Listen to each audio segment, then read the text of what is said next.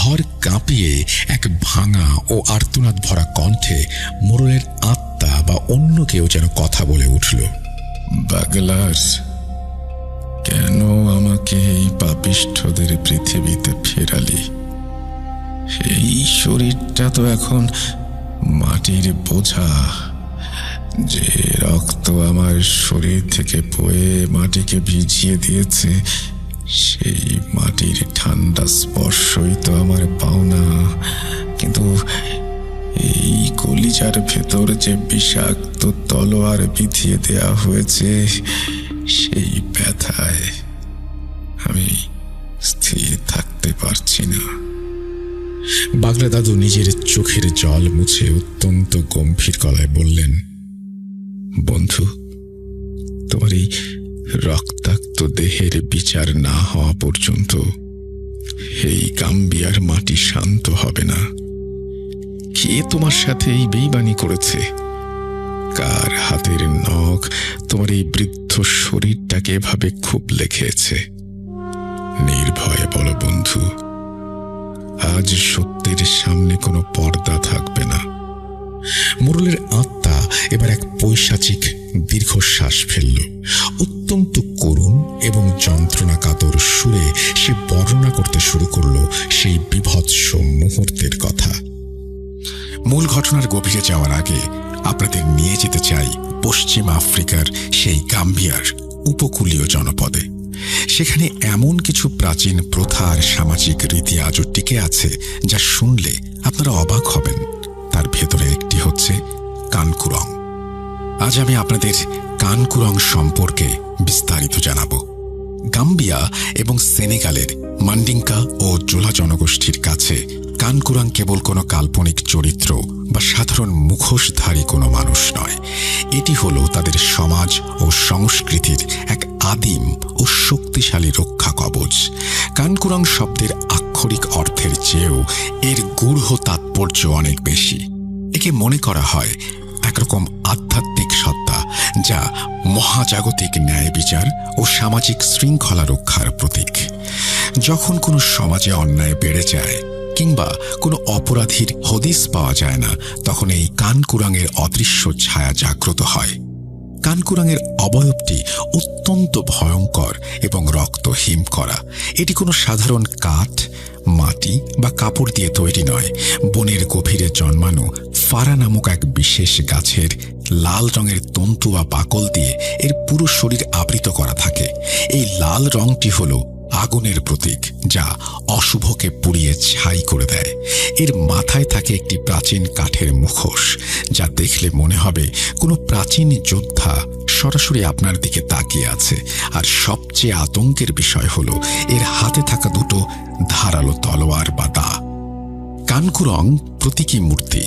যখন লোকালয়ে নিয়ে আসা হয় তখন সে তার হাতের ওই ধারালো তলোয়ার দুটো একে অপরের সাথে সজোরে ঘষতে থাকে। আমি জেনেছি বাস্তবেও নাকি তার অস্তিত্ব আছে এবং বিভিন্ন সময় এর উপস্থিতি লক্ষ্য করা যায়। যাই হোক, কানকুরঙের সেই ধাতব ঝনঝনানি শব্দ যখন রাতের নিস্তব্ধতা চিরে চারিদিকে ছড়িয়ে পড়ে, তখন জোলার জনপদে কোনো মানুষ বাইরে থাকার সাহস করে না। তাদের বিশ্বাস এই শব্দ শুনলে কেবল অশুভ আত্মাই নয়, বরং মানুষের মনের ভেতরে লুকিয়ে থাকা পাপও থরথর করে কাঁপতে থাকে। এটি কেবল ভয় দেখানোর কোনো মাধ্যম নয়, বরং এটি একটি পবিত্র আনুষ্ঠানিকতা। বিশেষ করে কিশোরদের সামাজিক শিক্ষা বা দীক্ষাদানের সময় তাদের সুরক্ষা দিতে এবং অশুভ শক্তির ছায়া থেকে দূরে রাখতে কানকুরংকে আহ্বান করা হয়। এমনকি ইউনেস্কো পর্যন্ত এই সুপ্রাচীন প্রথাকে মানব জাতির এক অমূল্য আধ্যাত্মিক ঐতিহ্য হিসেবে স্বীকৃতি দিয়েছে। এবার আসি ঘটনার মূল কেন্দ্রবিন্দুতে, যা হল জাদুবিদ্যার এক অজানা জগৎ। আমরা সচরাচর সাদা জাদু এবং কালো জাদুর ঘটনা শুনেছি। সাদা জাদু মূলত নিরাময়, মঙ্গল ও রোগ মুক্তির জন্য ব্যবহৃত হয়। এটি মানুষের কল্যাণ করে, আত্মাকে শান্তি দেয়। অন্যদিকে কালো জাদু হল চরম প্রতিহিংসামূলক এবং ধ্বংসাত্মক।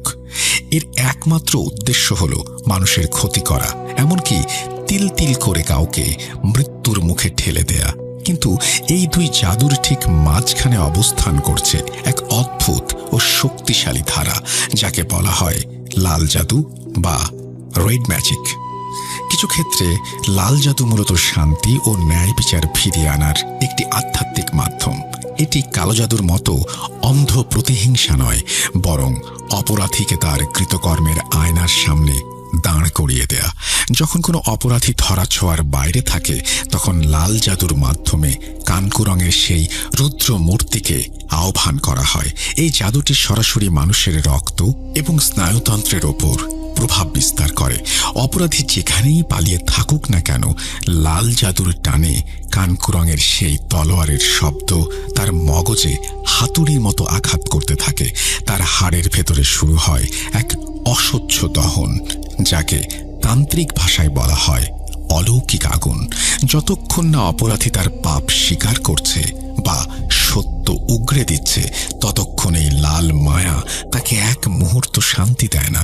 এটি খুনি বা পাপিষ্ঠের জন্য এক জীবন্ত নরক তৈরি করে। এই পটভূমিটুকু মাথায় রাখলে আপনারা বুঝতে পারবেন গাম্বিয়ার তান্ত্রিকরা কেন এবং কিভাবে এই লাল জাদুকে সমাজের ন্যায় বিচার করার হাতিয়ার হিসেবে ব্যবহার করেন। এবার মূল ঘটনা শুরু করা যাক। ঘটনাটি আমি যেভাবে শুনেছি ও জেনেছি, এখন সেটাই আপনাদের সামনে তুলে ধরছি। তো চলুন শুরু করা যাক। সময়টা চুপসের সঠিক মনে নেই, তবে 2009 অথবা 2010-এর এক সকাল। গাম্বিয়ার উপকূলীয় অঞ্চলের আকাশটা সেদিন কেমন যেন ফ্যাকাশে লাল হয়েছিল। আটলান্টিক মহাসাগরের দিক থেকে আসা বাতাসের শু শু শব্দ আর পাম গাছের পাতার অবিরাম ঝাপটানি মিলে এক অদ্ভুত বিষণ্ণ আর অশুভ সুর তৈরি করছিল।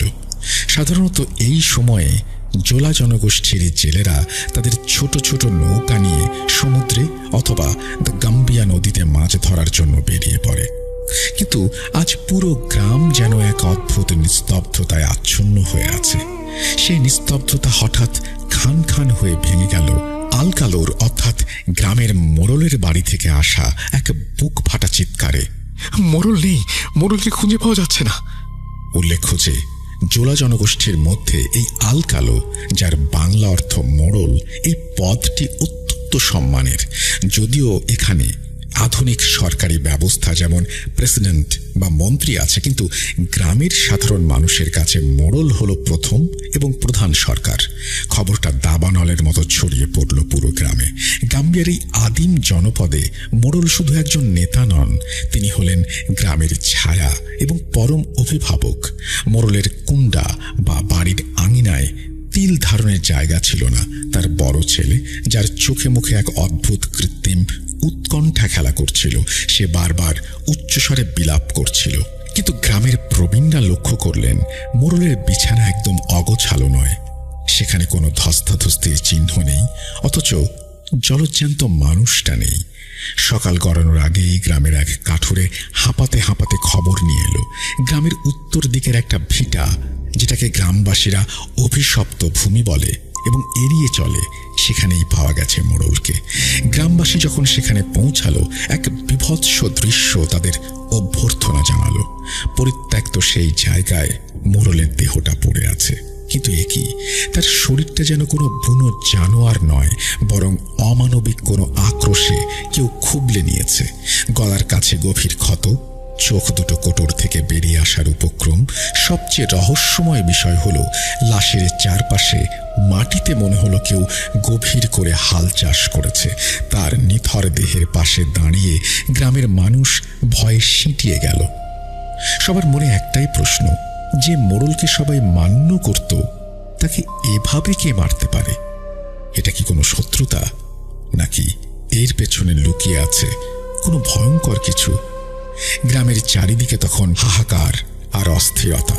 মানুষ ফিসফাস করে বলতে লাগলো, এই মৃত্যু স্বাভাবিক নয়, এর প্রতিশোধ না নিলে পুরো গ্রামের ওপর অভিশাপ নেমে আসবে।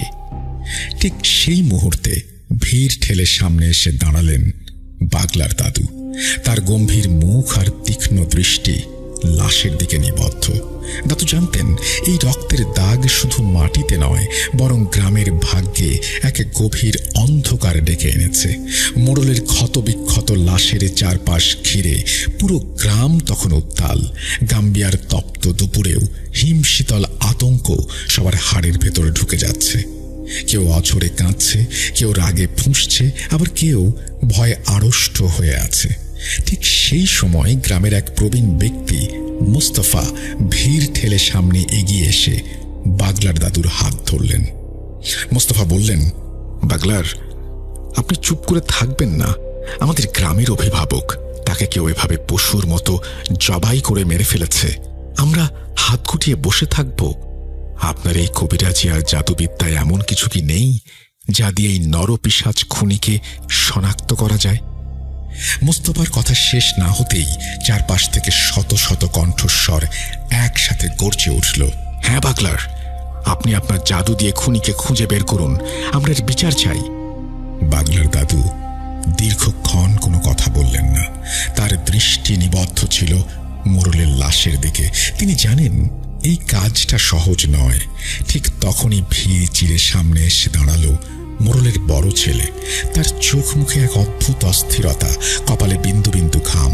সে গলার স্বর যতটা সম্ভব উঁচুতে তুলে বলল, থামুন আপনারা। এসব কি শুরু করেছেন? জাদু টোনা দিয়ে খুনি ধরা? আমরা কি এখনো অন্ধকার যুগে বাস করছি নাকি? আমার বাবার খুনিকে খুঁজে বের করার দায়িত্ব পুলিশের।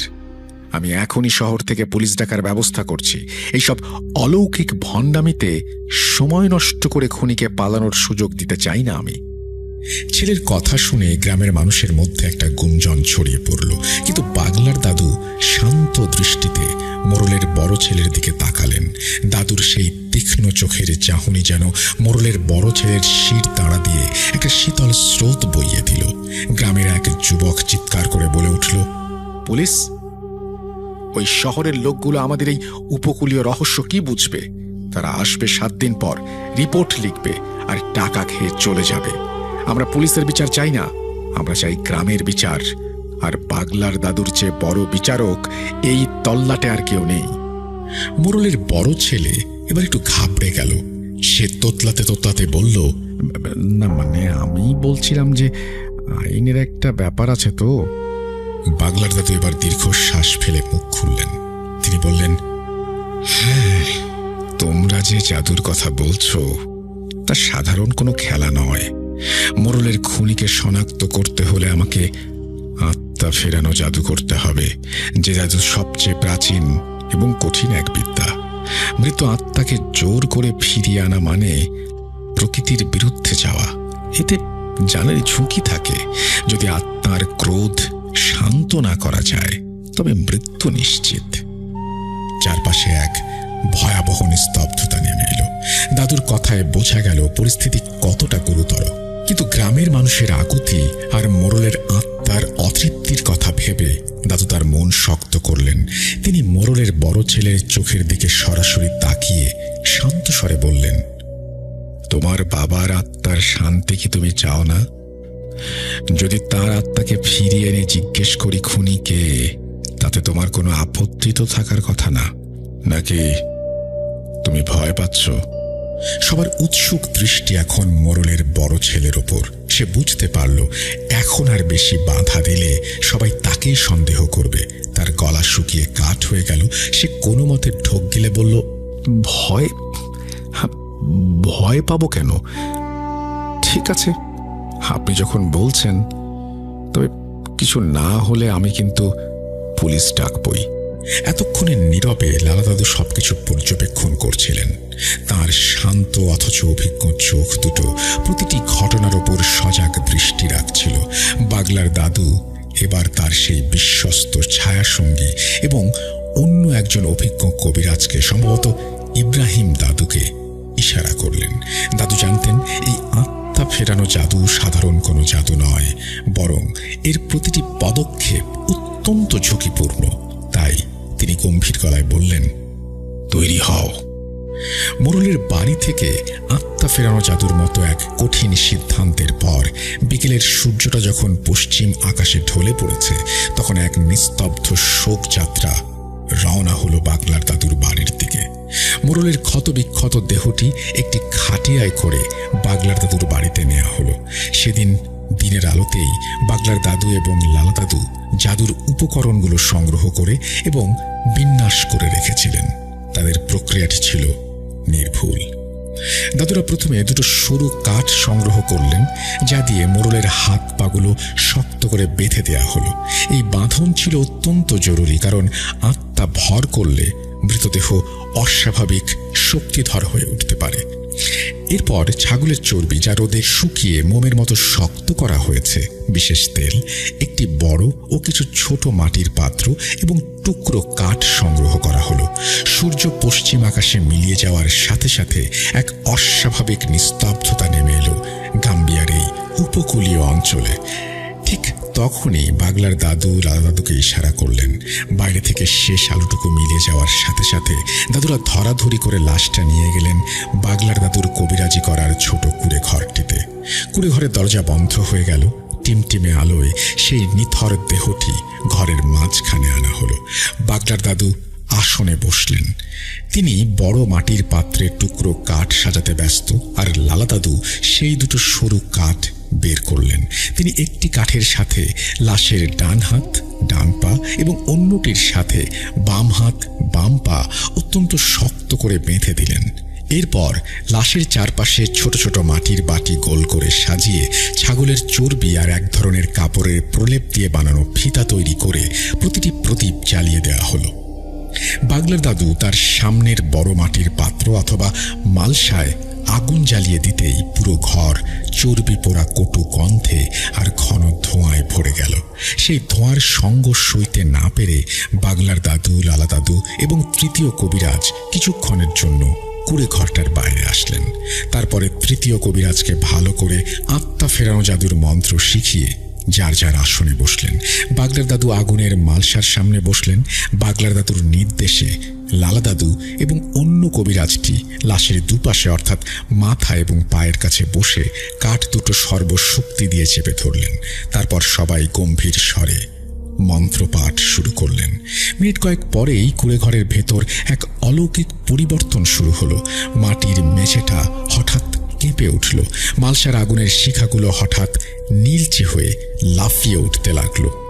ধোঁয়ার কুণ্ডলীগুলো মৃতদেহের ওপর স্থির হয়ে এক বিভৎস ছায়া তৈরি করল। ঠিক তখনই বাগলার দাদু সেই আগুনের পাত্রটি ধরে লাশের চারপাশে ঘুরতে ঘুরতে চূড়ান্ত মন্ত্রপাঠ শুরু করলেন। মন্ত্রের তেজে জ্বলন্ত আগুন দাদুর হাতের তালু স্পর্শ করলেও সেগুলো অক্ষত রইল। হঠাৎ করেই মৃত মোড়লের শরীরটা এটা যেন ঝটকা দিয়ে উঠল। দাদু আর অন্য কবিরাজটি শক্ত করে সেই কাঠ দুটো চেপে ধরে রাখলেন। লাশের ভেতর থেকে এক অদ্ভুত গোঙানির শব্দ আসতে লাগলো। হঠাৎ ঘরের তাপমাত্রা কয়েক ডিগ্রি কমে গেল। ঠিক সেই মুহূর্তে মোড়লের নিথর দেহটি নড়ে উঠল, কিন্তু কাঠের বন্ধনের কারণে সে শুধু ছটফট করতে লাগলো। একসময় দেহটি শান্ত হলো। ঘরের সেই নিস্তব্ধতা ভেঙে এক পৈশাচিক কণ্ঠস্বর ভেসে এলো। মোড়লের রক্তাক্ত দেহটাকে ঘিরে তখন নীলচে ধোঁয়া কুণ্ডুলি পাকিয়ে আছে। ছাগলের চর্বি পোড়া সেই ভারী গন্ধ আর প্রদীপের শিখায় দেয়ালগুলো কাঁপছে। মোড়লের সেই খোলা চোখ দুটো হঠাৎ যেন জীবন্ত হয়ে উঠল, তবে সেই চোখে কোনো মায়া নেই, আছে কেবল এক অসীম যন্ত্রণার প্রতিচ্ছবি। ঘর কাঁপিয়ে এক ভাঙা ও আর্তনাদ ভরা কণ্ঠে মোড়লের আত্মা বা অন্য কেউ যেন কথা বলে উঠল। বাগলার, কেন আমাকে এই পাপিষ্ঠদের পৃথিবীতে ফেরালি? এই শরীরটা তো এখন মাটির বোঝা। যে রক্ত আমার শরীর থেকে বয়ে মাটিকে ভিজিয়ে দিয়েছে, সেই মাটির ঠান্ডা স্পর্শই তো আমার পাওনা। কিন্তু এই কলিজার ভেতর যে বিষাক্ত তলোয়ার বিধিয়ে দেয়া হয়েছে, সেই ব্যথায় আমি স্থির থাকতে পারছি না। বাগলা দাদু নিজের চোখের জল মুছে অত্যন্ত গম্ভীর গলায় বললেন, বন্ধু, তোমার এই রক্তাক্ত দেহের বিচার না হওয়া পর্যন্ত এই গাম্বিয়ার মাটি শান্ত হবে না। কে তোমার সাথে এই বেইমানি করেছে? কার হাতের নখ তোমার এই বৃদ্ধ শরীরটাকে এভাবে খুব লেখেছে? নির্ভয়ে বলো বন্ধু, আজ সত্যের সামনে কোনো পর্দা থাকবে না। মোরলের আত্মা এবার এক পৈশাচিক দীর্ঘশ্বাস ফেলল। অত্যন্ত করুণ এবং যন্ত্রণা কাতর সুরে সে বর্ণনা করতে শুরু করল সেই বীভৎস মুহূর্তের কথা। যাকে আমি নিজের কলিজার টুকরো মনে করতাম বাগলার, যাকে আমি এই নিজের হাতে কোলে পিঠে করে মানুষ করেছি, বড় করেছি, যার দিকে কেউ একবার কড়া নজরে তাকালে আমি বাঘের মতো গর্জন করে উঠতাম, সেই আমাকে হত্যা করেছে। আমার নিজের রক্ত, আমার বড় সন্তান। মোরলের সেই করুণ কণ্ঠস্বর যখন কুড়ে ঘরের প্রতিটি কোণে আছড়ে পড়ছিল, তখন ঘরের তাপমাত্রা যেন আরো কয়েক ডিগ্রি নেমে গেল। আত্মা বলতে শুরু করল, সেদিন সন্ধ্যায় সে যখন আমাকে বলল, বাবা উত্তর ভিটায় চলো, তোমার সাথে আমার একটা গোপন পরামর্শ আছে। আমি কি জানতাম সেই রাতের আঁধারেই সে আমার কবরের নকশা করে রেখেছে। আমি বৃদ্ধ পিতা, তার পিঠে হাত রেখে কত স্বপ্নের কথা বলেছিলাম, কিন্তু যেই আমরা সেই নির্জন অভিশপ্ত ভিটায় পৌঁছালাম, সে হঠাৎ হিংস্র পশুর মতো আমার শরীরে ঝাঁপিয়ে পড়ল। আমি হতভম্ব হয়ে গিয়েছিলাম। আমি ভাবলাম হয়তো কোনো শত্রু আমাকে আক্রমণ করেছে, কিন্তু যখন দেখলাম আমারই নিজের ছেলের বলিষ্ঠ দুই হাত আমার বুড়ো বাপের গলা টিপে ধরেছে, তখন আমার কলিজাটা ফেটে গিয়েছিল। আমি তার চোখের দিকে তাকালাম।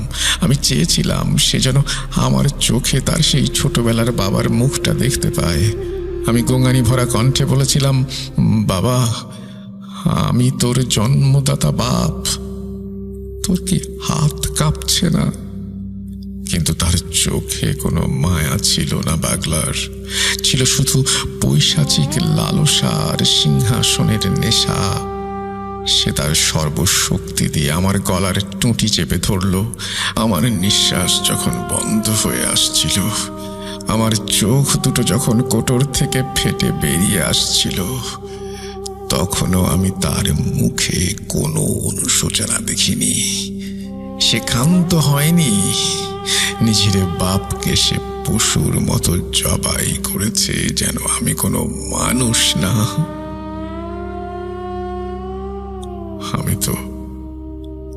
আমি তো মোরল হিসেবে আমার সময় প্রায় শেষই করে ফেলেছিলাম। এই সম্মান আর গ্রামের চাবি আমি খুব শীঘ্রই আমার বড় ছেলেকে দিয়ে দিতাম।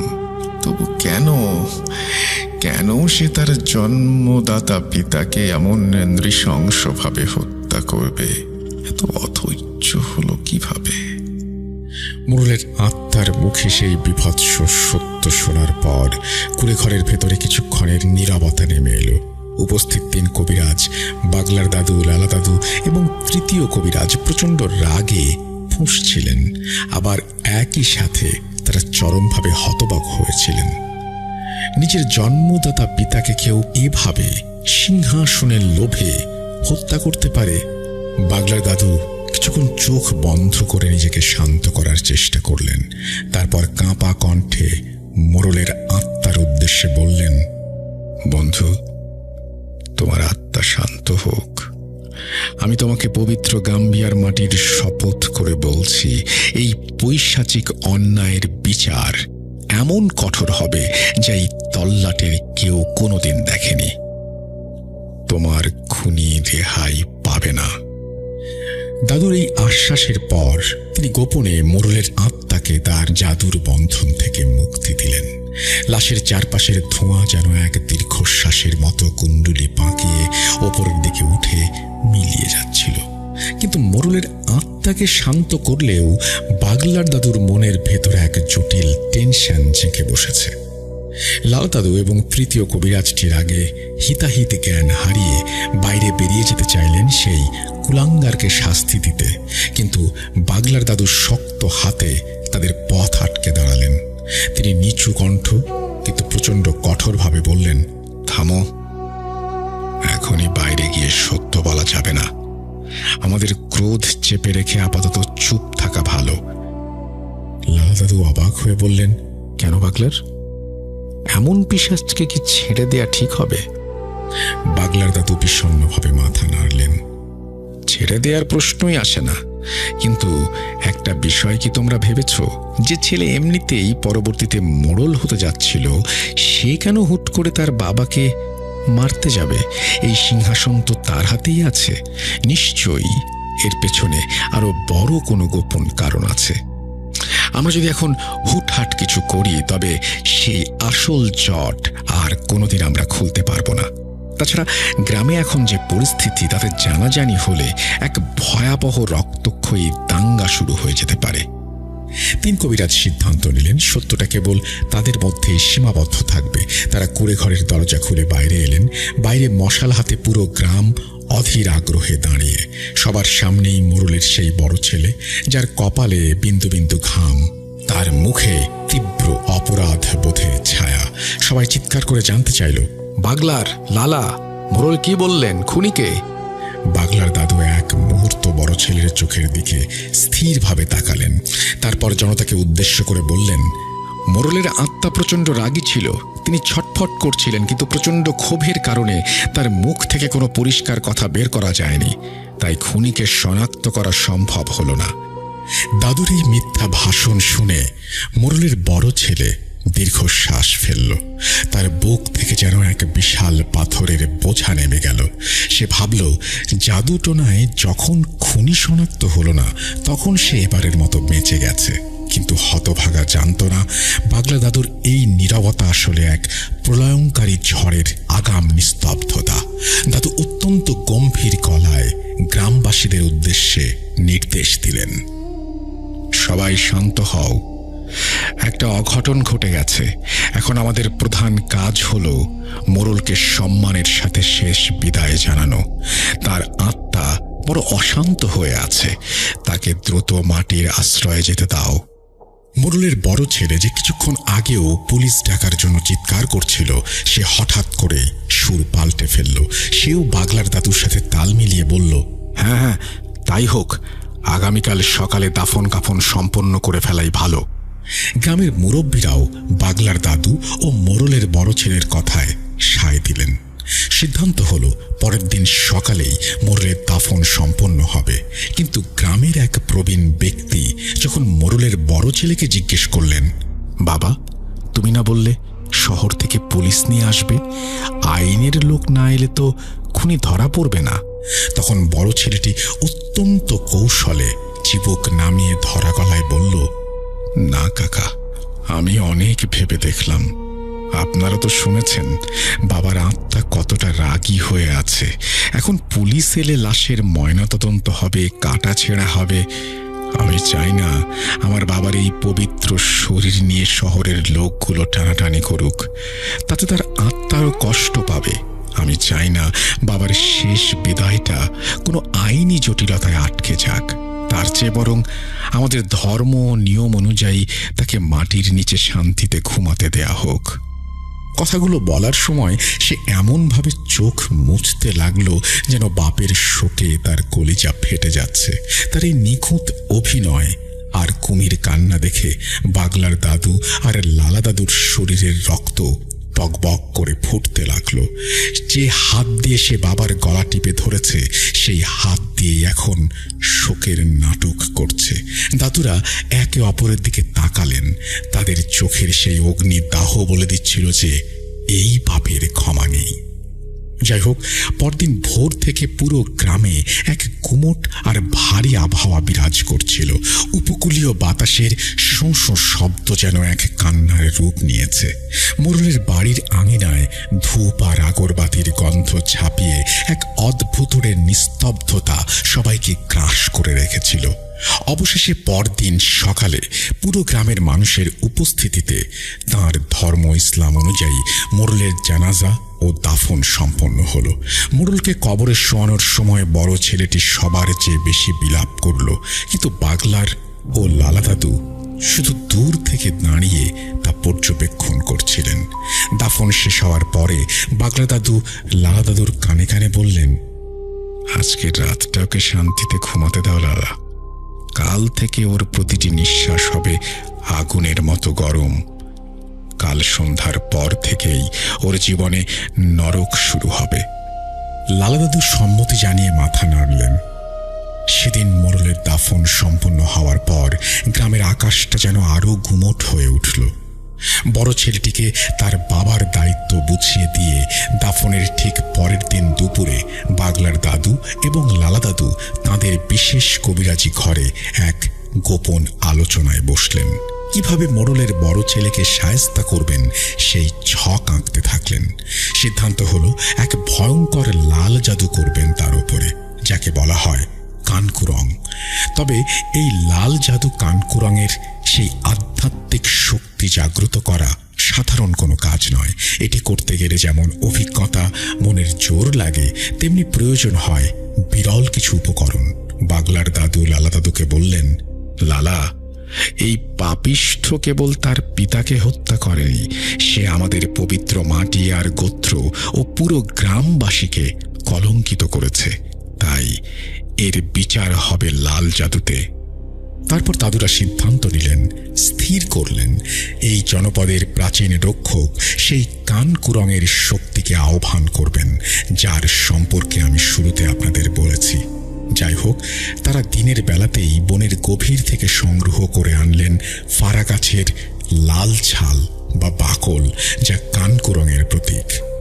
এরপর সংগ্রহ করা হলো বিশেষ এক ধরনের লাল মাটি, এক কালচে রঙের পাহাড়ি পাখির পালক এবং রিচুয়ালের জন্য একটি পশুর তাজা রক্ত।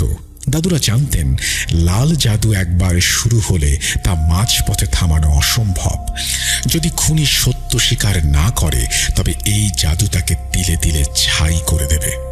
সন্ধ্যার আগেই দাদুরা সমস্ত উপকরণ গুছিয়ে নিলেন এবং নিজেদের মানসিকভাবে প্রস্তুত করলেন এক ভয়ঙ্কর আধ্যাত্মিক যুদ্ধের জন্য।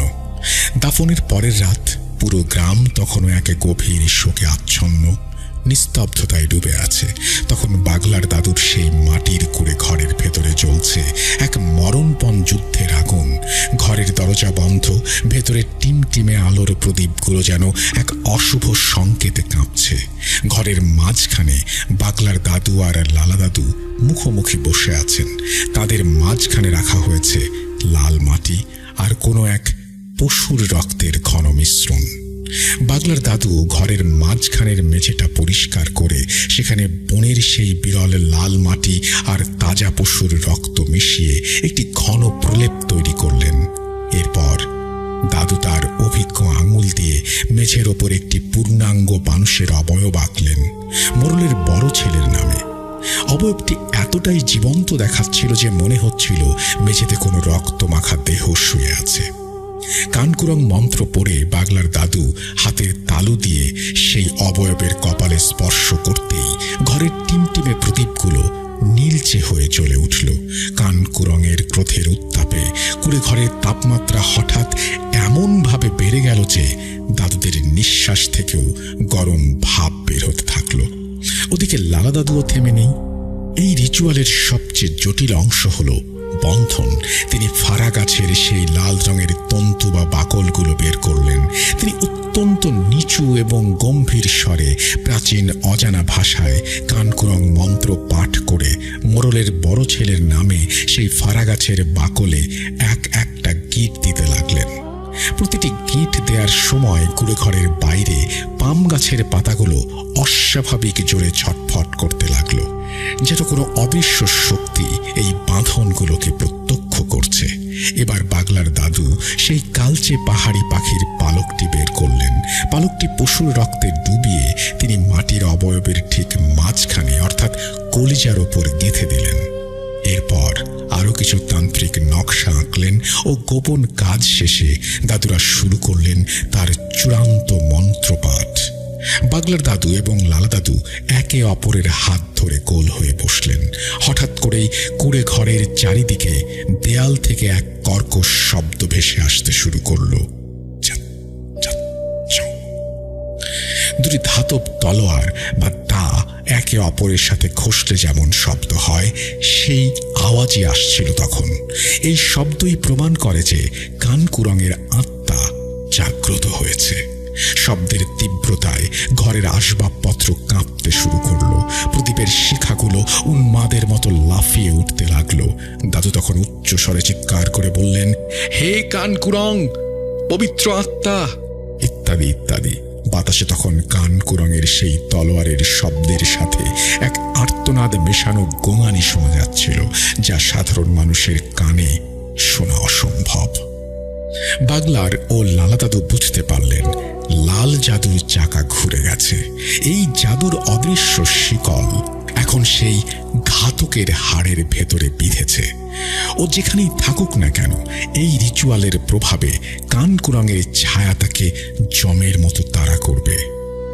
তার প্রতিটি নিঃশ্বাস তখন হয়ে উঠবে আগুনের মতো গরম, আর হাড়ের ভেতর শুরু হবে হাহাকার। অবশেষে এই প্রক্রিয়াটি শেষ করে লালা দাদু পকেট থেকে একটা বিড়ি জ্বালিয়ে একরাশ ধোঁয়া ছেড়ে বাগলার দাদুর উদ্দেশ্যে গম্ভীর স্বরে বললেন, এইবার মোড়লের বড় ছেলে বুঝতে পারবে কত ধানে কত চাল। বাগলার দাদুর চোখ তখনও সেই রক্তে আঁকা মোড়লের বড় ছেলের প্রতীকী অবয়বের দিকে স্থির। তিনি ধীরে ধীরে লালা দাদুর দিকে তাকালেন। তার কণ্ঠস্বর স্বাভাবিকের চেয়ে অনেক বেশি গম্ভীর আর প্রতিধ্বনিময় শোনাল। লোভ আর নেশা মানুষকে পশুর চেয়েও অধম করে দেয় লালা।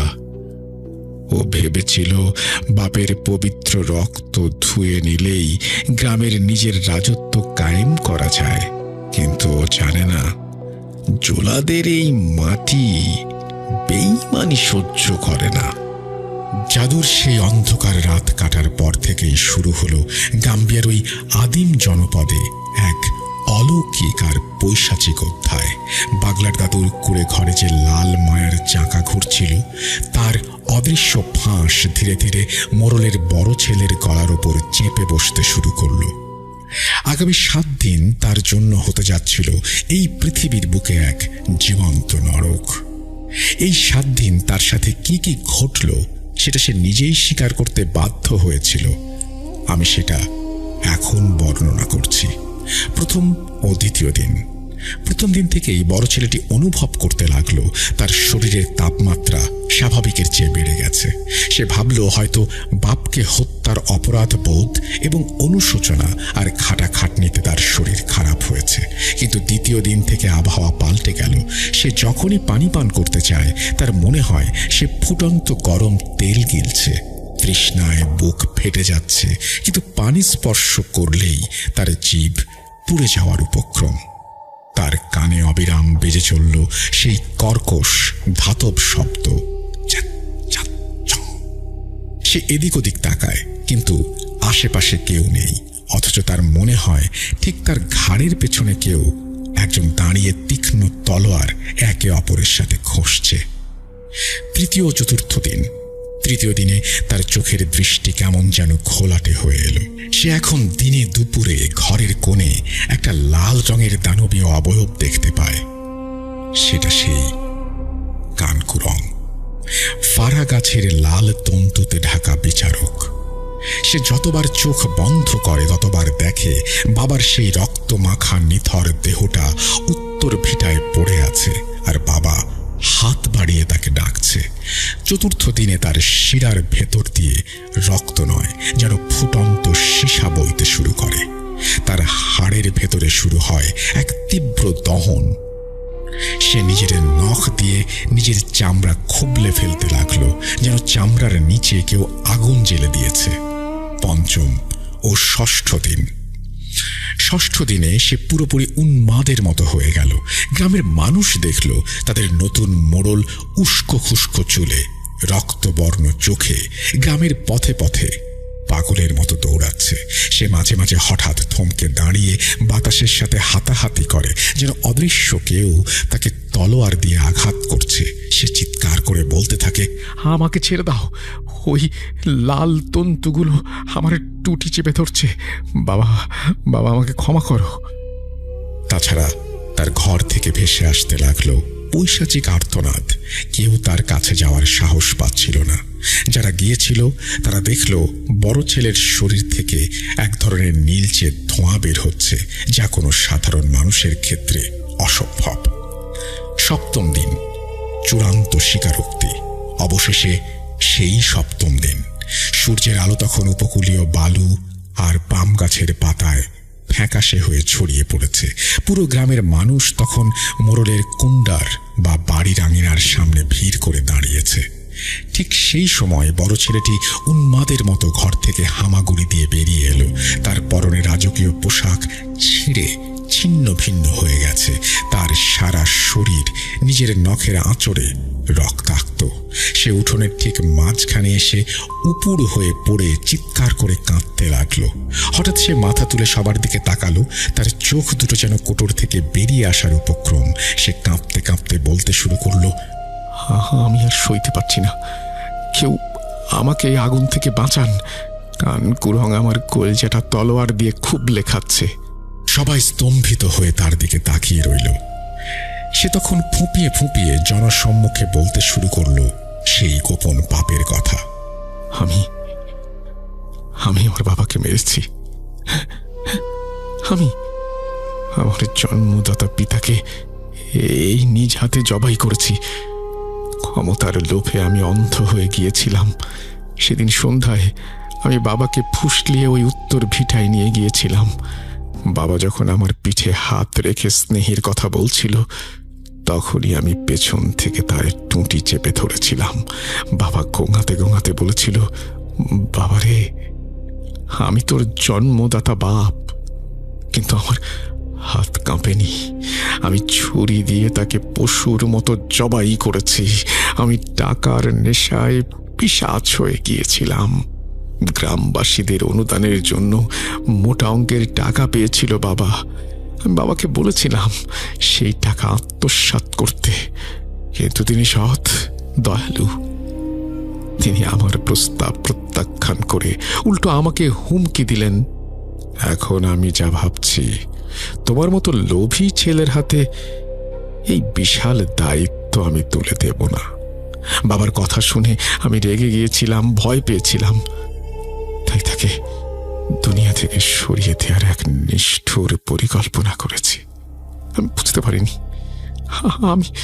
আমি অন্যায় করেছি। কথাগুলো বলতে বলতে সে মাটিতে মাথা ঠুকতে লাগলো। সে হাত জোর করে সবার কাছে ক্ষমা ভিক্ষা করলো। তোমরা আমাকে ক্ষমা করো, প্রয়োজনে আমাকে যে কোনো শাস্তি দাও, তাও এই লাল জাদুর আগুন থেকে আমাকে বাঁচাও। আমি চোখের সামনে প্রতি মুহূর্তে বাবাকে দেখতে পাচ্ছি। সে ওই লাল তন্তু পরা কান কুরঙের তলোয়ারের ডগায় আমার কলিজাটা বিধিয়ে দিচ্ছে। উপস্থিত গ্রামবাসীদের মধ্যে এক ভয়াবহ নিস্তব্ধতা নেমে এলো। যে মানুষটাকে তারা পরম শ্রদ্ধা করত, তাকে তারই সন্তান এভাবে পশুর মতো হত্যা করেছে। এই সত্য শোনার পর তাদের শরীরের রক্ত টগবগ করে ফুটতে শুরু করলো। ক্রোধে অনেকে লাঠি সোটা নিয়ে বের হয়ে এসেছে। বাগলার দাদু আর ডালা দাদু তখন ভিড় ঠেলে সামনে এসে দাঁড়ালেন। বড় ছেলের সেই পৈশাচিক স্বীকারোক্তি যখন বাতাসের শোঁ শোঁ শব্দের সাথে মিশে পুরো গ্রামে প্রতিধ্বনিত হলো, তখন উপস্থিত কয়েকশো গ্রামবাসীর রক্ত টকবক করে ফুটতে শুরু করলো। লাঠি হাতে দাঁড়িয়ে থাকা যুবকদের হাতের মুঠি শক্ত হয়ে এলো। জনতার সেই পুঞ্জীভূত ঘৃণা আগ্নেয়গিরির মতো ফেটে পড়ার উপক্রম। ঠিক তখনই বাগলার দাদু হাত উঁচিয়ে জনতার সামনে এসে দাঁড়ালেন। লালা দাদুও তার পাশে এসে রুখে দাঁড়ালেন। বাগলার দাদু বজ্রকণ্ঠে বললেন, থামো তোমরা, কেউ ওর গায়ে হাত তুলবে না। নিজের হাতকে ওর অপবিত্র রক্তে কলঙ্কিত করো না। ওর জন্য মৃত্যু অনেক সহজ এক পুরস্কার হয়ে যাবে। লালাদাদু গম্ভীর স্বরে যোগ করলেন, আমরা তান্ত্রিক, আমরা খুনি নই। কানকুরঙের অভিশাপ ওর হাড়ের ভেতরে ঢুকে গেছে। আমাদের ইচ্ছায় ও মরবে না। ও আজীবন এই উপকূলের পথে পথে উন্মাদের মতো ঘুরে বেড়াবে। ওর প্রতিটি নিঃশ্বাস হবে আগুনের মতো গরম। নিজের জন্মদাতা পিতাকে হত্যার এই পাপ ও সারা জীবন বয়ে বেড়াবে। মৃত্যু ওকে ধরা দেবে না, অথচ জীবন হবে ওর জন্য নরক। এটাই হবে ওর অমোঘ শাস্তি। কিন্তু জোলার সেই সাহসী জনপদ আজ আর দাদুদের কোনো আধ্যাত্মিক দর্শনে শান্ত হতে চাইল না। জনতা তখন ক্ষিপ্ত বাঘের মতো গর্জে উঠল। ভিড় থেকে একজন চিৎকার করে বলল, না বাগলার, আপনি আপনার বিচার করেছেন জাদুতে, কিন্তু আমরা বিচার করব রক্তে। যে কুলাঙ্গার ক্ষমতার জন্য নিজের বাবাকে নির্মমভাবে হত্যা করতে পারে, সে যে কোনো কিছু করে ফেলতে পারে। এই পিশাচের কোনো ক্ষমা নেই। দাদুরা বারবার বাধা দেওয়ার চেষ্টা করলেন, কিন্তু উন্মত্ত জনস্রোতের সামনে সেই বাধা খড়কুটোর মতো উড়ে গেল। শত শত মানুষ দাদুদের সরিয়ে দিয়ে ঝাঁপিয়ে পড়ল সেই ঘাতকের ওপর। বড় ছেলেটি তখনও লাল জাদুর যন্ত্রণায় কুঁকড়ে পড়েছিল, কিন্তু মানুষের আক্রোশের সামনে সেই যন্ত্রণা যেন তুচ্ছ হয়ে গেল। লাঠির বাড়ির শব্দ আর আর্তনাদ বাতাসের সাথে মিশে যেতে লাগলো। দাদুরা অসহায়ভাবে দূরে দাঁড়িয়ে দীর্ঘশ্বাস ফেললেন। বাগলার দাদু বিষণ্ণ মনে লালা দাদুকে বললেন, মানুষের ক্রোধ যখন সীমা ছাড়িয়ে যায়, তখন অলৌকিক শক্তিও হার মানে লালা। আমরা চেয়েছিলাম ওকে জ্যান্ত লাশ বানিয়ে রাখতে, কিন্তু নিয়তি হয়তো ওর জন্য এর চেয়েও দ্রুত বিচার লিখে রেখেছে। মিনিট কয়েকের মধ্যেই সেই কলঙ্কিত বড় ছেলের নিথর দেহটি ধুলোয় মিশে গেল। তাতেও ক্ষান্ত হয়নি ক্ষিপ্ত জনতা। সেই অংশটুকু আর লিখবার মতো নয়। যাই হোক, গ্রামের ইমাম সাহেব আরো কিছু বিশিষ্ট ব্যক্তি বাগলার ও লালাদাদু ঘোষণা করলেন, অশুভ ছায়া আজ এই গ্রাম থেকে বিদায় নিয়েছে। এখন আমাদের অভিভাবক প্রয়োজন। মোরলের ভাতিজা এই যুবকটি সারা জীবন মোরলের ছায়ায় থেকে মানুষের সেবা করে এসেছে। সে ছিল শান্ত, ধীরস্থির এবং পরম ধার্মিক। গ্রামবাসীরাও সেটা জানতেন। উপস্থিত প্রবীণ মুরব্বীরা এক বাক্যে সায় দিলেন। বাগলার দাদু নিজ হাতে জোলার সেই প্রাচীন আলকালো পাগড়িটি ভাতিজার মাথায় পরিয়ে দিলেন। দাদু বললেন, বাবা, এই পাগড়ি ক্ষমতার দম্ভ নয়, এটি মানুষের সেবা আর ন্যায়ের দায়িত্ব। তোমার চাচার যে স্বপ্ন ধুলায় মিশিয়ে দেওয়ার চেষ্টা হয়েছিল, আজ থেকে সেই স্বপ্ন রক্ষার ভার তোমার। এটাই ছিল ঘটনা। এই ঘটনাটি চুকস যখন আমাকে বর্ণনা করেছিল, সে বলেছিল এই ঘটনাটা, অর্থাৎ মোরলের মৃত্যু থেকে শুরু করে মোরলের বড় ছেলের শেষ পরিণতি আমি নিজের চোখে দেখেছিলাম। আপনারা অনেকে বাগলার দাদু ও লালা দাদুর ছবি দেখতে চেয়েছিলেন। এই বিষয়টা আমি আপনাদের আগেও বলেছি, আবারও বলছি, ওনারা ছবি তোলেন না। তার কারণ হচ্ছে ছবির ওপরে ভয়ঙ্কর কালো জাদু করা যায়। তাই আপনাদের এই অনুরোধটি আমি রাখতে পারছি না। আপনার বলা প্রতিটি ঘটনা যেন জীবন্ত, প্রাণবন্ত। গত সপ্তাহেও একটি ঘটনা লিখে পাঠিয়েছিলাম, হয়তো কোনো কারণে ঘটনাটি সিলেক্টেড হয়নি। এবারের ঘটনাটি আমার নানার কাছ থেকে শোনা। ওনার সাথে ঘটে যাওয়া একটি ঘটনা, ভালো লাগলে পড়ে শোনাবেন। 2005-এর দিকে গ্রীষ্মের ছুটিতে আমরা সবাই নানু বাড়িতে বেড়াতে যাই। আমার নানা বাড়ি কিশোরগঞ্জ জেলার বাজিতপুর থানার মাইজচর গ্রামে অবস্থিত। এই গ্রামের চতুর্দিকে সবসময় পানি থাকে। যাতায়াতের একমাত্র ব্যবস্থা হলো নৌকা। ছোটবেলা থেকেই নানা বাড়িতে আমার এবং আমার কাজিনদের অনেক দুরন্ত সময় কাটে। নানুর হাতের মজাদার রান্না এবং পিঠাপুলির স্বাদ আজও ভুলতে পারি না। সারাদিন হই হুল্লোড়, নদীতে ঝাঁপাঝাঁপি, আর সন্ধ্যায় নানুর হাতের পিঠা। যদিও আমার নানা নানু আজ কেউ বেঁচে নেই, অনেক দিন হয় যাওয়া হয় না। আজ হঠাৎ মায়ের কথায় মনে হলো নানার বলা সেই ঘটনাটি। গ্রীষ্মের ছুটির কোনো এক সন্ধ্যায় নানা বাড়ির উঠোনে আম্মু, খালামণি, মামা, মামি নানু আর আমার কাজিনরা সবাই মিলে আড্ডা দিচ্ছিলাম। আমার নানুর হাতের গরম শুটকি পিঠা খাচ্ছিলাম। তখনই নানা ভাই এশার নামাজ শেষ করে বাড়িতে আসেন। আমাদের আড্ডা দিতে দেখে আমাদের সাথে বসেন এবং পিঠা খেতে শুরু করেন। তখনই আমার মা বলেন, বাবা, তোমার সাথে ঘটে যাওয়া সেই ভূতের ঘটনাটি বলো না। আমাদের জোড়াজুড়িতে নানা ভাই ঘটনাটি বলতে রাজি হন। নানুকে বলেন আরও কিছু পিঠা ভেজে দিতে। বাজিতপুরের ঘোড়াউত্রা নদীতে প্রচুর মাছ পাওয়া যায়। 1980 সালের কোনো এক চাঁদনি রাতে নানা ভাই এবং ওনার আরও 2 জন বন্ধু মিলে মাছ ধরতে যাবেন বলে ঠিক করেন। নদীর কাছে বাড়ি হওয়ায় ওনারা প্রায়ই শখের বসে মাছ ধরতে যেতেন রাতের বেলা। তো কথা মতো ওনারা 3টি হ্যারিকেন, একটি ডিঙি নৌকা আর মাছ ধরার জাল নিয়ে রাতে 10টার দিকে বেরিয়ে পড়েন মাছ ধরতে। এবার মূল ঘটনায় আসি। নানা ভাই যেভাবে বলেছিলেন সেভাবেই বলছি। সেদিন রাতে জালে খুব বেশি মাছ উঠছিল না, তাই মাছ খুঁজতে খুঁজতে আমরা একটু দূরে চলে আসি। দিনু মিয়া বলছিল, আর একটু দূরে যাই, হয়তো বড় কোনো মাছ পাবো। বারবার জাল ফেলছিলাম কিন্তু কোনো মাছ উঠছিল না। বেশি মাছ পাবার আশায় আমরা ধীরে ধীরে মাঝ নদীর দিকে এগিয়ে গেলাম। আমাদের গ্রাম থেকে অনেক দূরে চলে এসেছিলাম। চাঁদনি রাত, নদীর ছলছল পানি, অপরূপ সৌন্দর্য, এক অদ্ভুত দৃশ্য, কিন্তু মাছের কোনো দেখা নেই। মনে মনে ভাবছিলাম আজ মাছ ধরতে না এলেই হতো। আনুমানিক রাত 3টার দিকে আমরা চিন্তা করলাম যে বাড়ির দিকে চলে যাব। জামাল জাল ফেলতে ফেলতে বলল, এইটাই শেষ, এরপর আর জাল ফেলবো না, বাড়ি যাব। আমি আর দিনু মিয়া হুঁক্কা টানছিলাম। তখনই জামালের জালে ভারী কিছু একটা ঠেকলো। আমাদের ডাক দিয়ে বলল, ওই খোরশেদ, ওই দিনু, তাড়াতাড়ি আয়, কপাল খুলছে মনে হয়। আমরা হুক্কা রেখে তাড়াতাড়ি হাত লাগালাম। 3 জনের কাছেও অনেক ভারী মনে হলো। আমাদের অনেক খুশি লাগছিল, এত কষ্টের পর হয়তো অনেক মাছ পাবো। অনেক জোড়াজুড়ির পরেও জাল তুলতে না পারায় দিনু নদীতে নেমে পড়ল। 3 জনের পরিশ্রমে আমরা জাল নৌকায় উঠাতে সক্ষম হই, কিন্তু জালে কোনো মাছ ছিল না। বাঁশের চাটায়ে বাঁধা লাশের মতো কিছু একটা, যার জন্য এত ভারী লাগছিল। নদীর আশেপাশে বাড়ি হওয়ায় আমাদের আর বুঝতে বাকি রইল না এইটা হয়তো কারো লাশ। তখনকার সময় নদীতে প্রায়ই বিভিন্ন অজ্ঞাত লাশ ভেসে উঠত। দিনু রাগ দেখাতে শুরু করলো। ও বরাবরই রাগী মানুষ ছিল। এত কষ্ট করে জাল নৌকায় তোলায় ও হতাশ ছিল। সে বলল, এটারে নদীতে ফালায়া বাড়ি চল। আমি ভাবলাম হয়তো আশেপাশের গ্রামের কারো লাশ হবে। আমি আর জামাল চাটাইটা খুলে দেখার সিদ্ধান্ত নিলাম। বলল, তোরা যা ইচ্ছা কর বলে সে নৌকার এক পাশে বসে হুক্কা টানতে শুরু করলো। আমি আর জামাল চাটাইয়ের বাঁধনগুলো খুলে ভয়ে শিউরে উঠলাম। জামাল লাফিয়ে এক পাশে চলে গেল। আমি হ্যারিকেনের আলোয় স্পষ্ট দেখলাম বিকৃত এক যুবকের লাশ।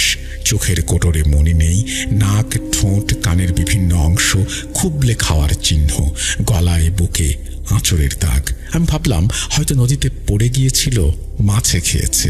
হাতে পায়ে খুবলে খাওয়ার চিহ্ন। জামালের লাফিয়ে পড়া দেখে দিনু হুক্কা রেখে লাশের দিকে এগিয়ে এলো। ও বলল, এটা কি রে? আমি দেখলাম লাশের হাতের মুঠোয় লাল কাপড়ে মোড়ানো কিছু একটা। জামালও এগিয়ে এসে দিনুর পাশে দাঁড়ালো। ও বলল, এটা খুলে দেখার দরকার নাই, লাশটারে পানিতে ফালায়া চল, বাড়ি যাই, কুফরি টুফরি হইতে পারে। জামাল ছোটবেলায় মাদ্রাসার ছাত্র ছিল, নামাজ কালাম ঠিক মতোই পড়ত। দিনু বলল, এসব কুফরি কালাম হয় নাকি? দাঁড়া, আমি খুলে দেখি। আমাদের কিছু বলার আগেই দিনু লাশের হাত থেকে জিনিসটা নিয়ে লাল কাপড়টা খুলে ফেলে, আর ওর হাত থেকে একটা পুতুল নৌকায় পড়ে যায়। পুতুলটি লাল কাপড়ে কোনো তাবিজ দিয়ে বাঁধা ছিল। পুতুলটি দেখে জামাল শিউরে ওঠে। লাশের সাথে পুতুলটির অবিকল মিল। লাশের যে সব অংশে ক্ষত চিহ্ন, পুতুলেরও সেই রকমই। জামাল বলল, হি আল্লাহ, এটা কুফরি না তো কি? সে চড়ে চড়ে সূরা পড়তে শুরু করলো। আকাশের চাঁদ হঠাৎই কালো মেঘে ছেয়ে গেল, অন্ধকার হয়ে উঠতে শুরু করলো। আমরাও একটু ভয় পাচ্ছিলাম। তিনি ভয় না পেয়ে বলল, ঝড় উঠবে মনে হয়, এটারে তাড়াতাড়ি পানিতে ফেলে চল, বাড়ি যাই। আমরা আর কিছু না বলে চাটাইটা যেভাবে ছিল সেভাবে বেঁধে পানিতে ফেলে দেই। দিনু ওর হাতে থাকা লাল কাপড়টি আর নৌকা থেকে কাঠের পুতুলটি তুলে পানিতে ফেলে। পুতুলে বাঁধা থাকা তাবিজটা কখন আমাদের নৌকায় পড়ে যায় আমরা সেটা খেয়াল করিনি। আমরা গ্রাম থেকে অনেকটা দূরে চলে এসেছিলাম। ঝড় আসবে ভেবে আমরা তিনজনই জোরে জোরে দাঁড় বাইতে শুরু করি। এত জোরে দাঁড় বাইছিলাম, তবুও নৌকা এগোচ্ছিলই না। মনে হচ্ছে নদীতে যেন ঢেউ বেড়ে গেল। জামাল জোরে জোরে সূরা পড়ছে আর দাঁড় বাইছে। হঠাৎ আমার মনে হলো বৈঠায় যেন কিছু একটা বাঁধল। হ্যারিকেনের আলোয় দেখতে পেলাম চাটাই বাঁধা লাশ। আমাদের সাথে জামাল, দিনু ওরাও দেখতে পেল। সবার চেহারায় ভয়ের ছাপ। আমরা স্পষ্ট দেখলাম সেই ছাপ। কেউ কোনো কথা বলছে না। দিনু বৈঠা দিয়ে ধাক্কা দিয়ে লাশটাকে সরিয়ে আবার দাঁড় বাইতে শুরু করলো আর বলল, ঢেউয়ে মনে হয় লাশটা এদিকে চলে এসেছে। আমরা কিছু না বলে দাঁড় বাইছিলাম। নৌকার মাথায় কিছু একটা দাঁড়িয়ে আছে। বিদ্যুতের ঝলকানিতে আমরা দেখতে পেলাম সেই লাশটা হাত বাড়িয়ে আমাদের কাছে কিছু চাইছে। জামাল ইয়া আল্লাহ বলে চিৎকার দিয়ে জ্ঞান হারিয়ে ফেলল। আমার আর বুঝতে বাকি রইল না যে আমাদের সাথে খারাপ কিছু ঘটতে চলেছে। পরক্ষণেই বিদ্যুৎ চমকানোর আলোয় আবার দেখতে পেলাম লাশটি সেখানে নেই। দিনু জামালকে ধরতে গিয়ে দেখল যে পুতুলে বাঁধা তাবিজটা নৌকায় পড়ে আছে। দিনু তাবিজটা পানিতে ফেলে দিল, বলল, লাশটা খোলা উচিত হয় নাই রে। আমি উঠে গিয়ে পানির বোতল থেকে পানি নিয়ে জামালের মুখে ছিটা দিলাম। জামাল জ্ঞান ফিরে পেল। আমরা ওকে পানি খাওয়ালাম। ও কিছু না বলে স্তব্ধ হয়ে বসে রইল, যেন পাথর হয়ে গেছে। আমি আর দিনু আবার দাঁড় বাইতে শুরু করলাম। যেভাবেই হোক পারে যেতে হবে। কিন্তু আমরা যতই সামনে এগোচ্ছি সবকিছু দূরে সরে যাচ্ছে। আকাশে বিদ্যুৎ চমকাচ্ছে, ঠান্ডা বাতাসের শোঁ শব্দ আর পানিতে ছপ ছপ শব্দ, যেন পানির ওপর দিয়ে কেউ হেঁটে যাচ্ছে। হঠাৎ নৌকাটি এমনভাবে নড়ে উঠল। দিনু বলল, এটা কি রে? হ্যারিকেনের আলোয় দেখলাম একটা বিভৎস হাত আমাদের নৌকা ধরে আছে। দিনু বৈঠা দিয়ে হাতটিতে আঘাত করলো। হাতটি নৌকা থেকে পানিতে চলে গেল। দিনু আমাকে বলল, তাড়াতাড়ি চল। হঠাৎই জামাল জোরে জোরে কান্না শুরু করলো। আমাদের যেন দম বের হয়ে আসছিল। মনে হচ্ছিল এই যাত্রায় আল্লাহ আমাদের বাঁচিয়ে দিক। রাত যেন শেষই হচ্ছে না। শোঁ শোঁ বাতাসে আমাদের কানে ভেসে আসছিল হাসির শব্দ, এক করুণ হাসি। আমরা সবাই আল্লাহ আল্লাহ করছিলাম। জামাল সূরা পড়ছিল আর বলছিল, এইটা হয়তো আমাদের শেষ রাত। এখান থেকে বেঁচে আর কেউ ফিরতে পারবো না। ফজরের আজানের শব্দ আমাদের কানে ভেসে আসলো। আস্তে আস্তে অন্ধকার কেটে যেতে শুরু করলো। নদীও শান্ত হলো। দিনের আলো ফুটতে শুরু করলো। আমরা দেখলাম আমরা গ্রাম থেকে খুব বেশি দূরে নেই। তাড়াতাড়ি দাঁড় বেয়ে নৌকা তীরে নিয়ে গেলাম। আমরা নৌকা থেকে নেমে কেউ কিছু না বলে যার যার বাড়িতে চলে গেলাম। বাড়িতে গিয়ে দেখলাম তোদের নানু সকালে নামাজ পড়তে উঠেছে। আমার এই অবস্থা দেখে আমাকে গোসল করার পানি দিল। জিজ্ঞেস করলো কি হয়েছে। আমি কিছু বললাম না। গোসল করে ঘুমাতে চলে গেলাম। তারপর আর কিছু মনে নেই। জ্ঞান ফেরার পর দেখতে পেলাম আমার পাশে বসে তোর নানু কান্না করছে। পাশের চেয়ারেই জামাল বসে আছে। জামাল বলল, আল্লাহ তোরে বাঁচাইছে। দিনু আর নাই রে বন্ধু। কষ্টে আমার বুকটা ফেটে যাচ্ছিল। আমি, জামাল, দিনু আমরা সেই ছোটবেলা থেকে একসাথে বড় হয়েছি। দিনু নেই, দিনু নেই, এই কথাটা যেন মানতেই পারছিলাম না। জামাল বলল, বাড়ি যাওয়ার পর ওর জ্বর আসে। 3 দিন জ্বর ছিল। দিনু বাড়ি যাওয়ার পর ওর গলা থেকে পা পর্যন্ত নাকি অবশ হয়ে গিয়েছিল। বারবার নাকি বলতো, আমাকে ছেড়ে দে, ছেড়ে দে। ওর এই অবস্থা দেখে ওর পরিবারের লোকেরা পাশের গ্রামের একজন হুজুরকে নিয়ে আসে। হুজুরের বসে থাকা জিনের মাধ্যমে তিনি জানতে পারেন ওই লাশটা কালো জাদু করে নদীতে ফেলে দেওয়া হয়েছিল। দিনু ওই লাশটাকে আঘাত করায় এবং লাল কাপড়ে বাঁধা যে পুতুলটি ছিল তার গায়ে যে তাবিজটি ছিল সেটি খোলায় খারাপ জিনের আসর পড়েছে তার উপর। তাকে আর বাঁচানো যাবে না। দিনুর পরিবারের মানুষ অনেক চেষ্টা করেও ওকে বাঁচাতে পারল না। গতকাল দিনু মারা গেছে। এসব বলে জামাল আমাকে ধরে কান্না করতে শুরু করলো।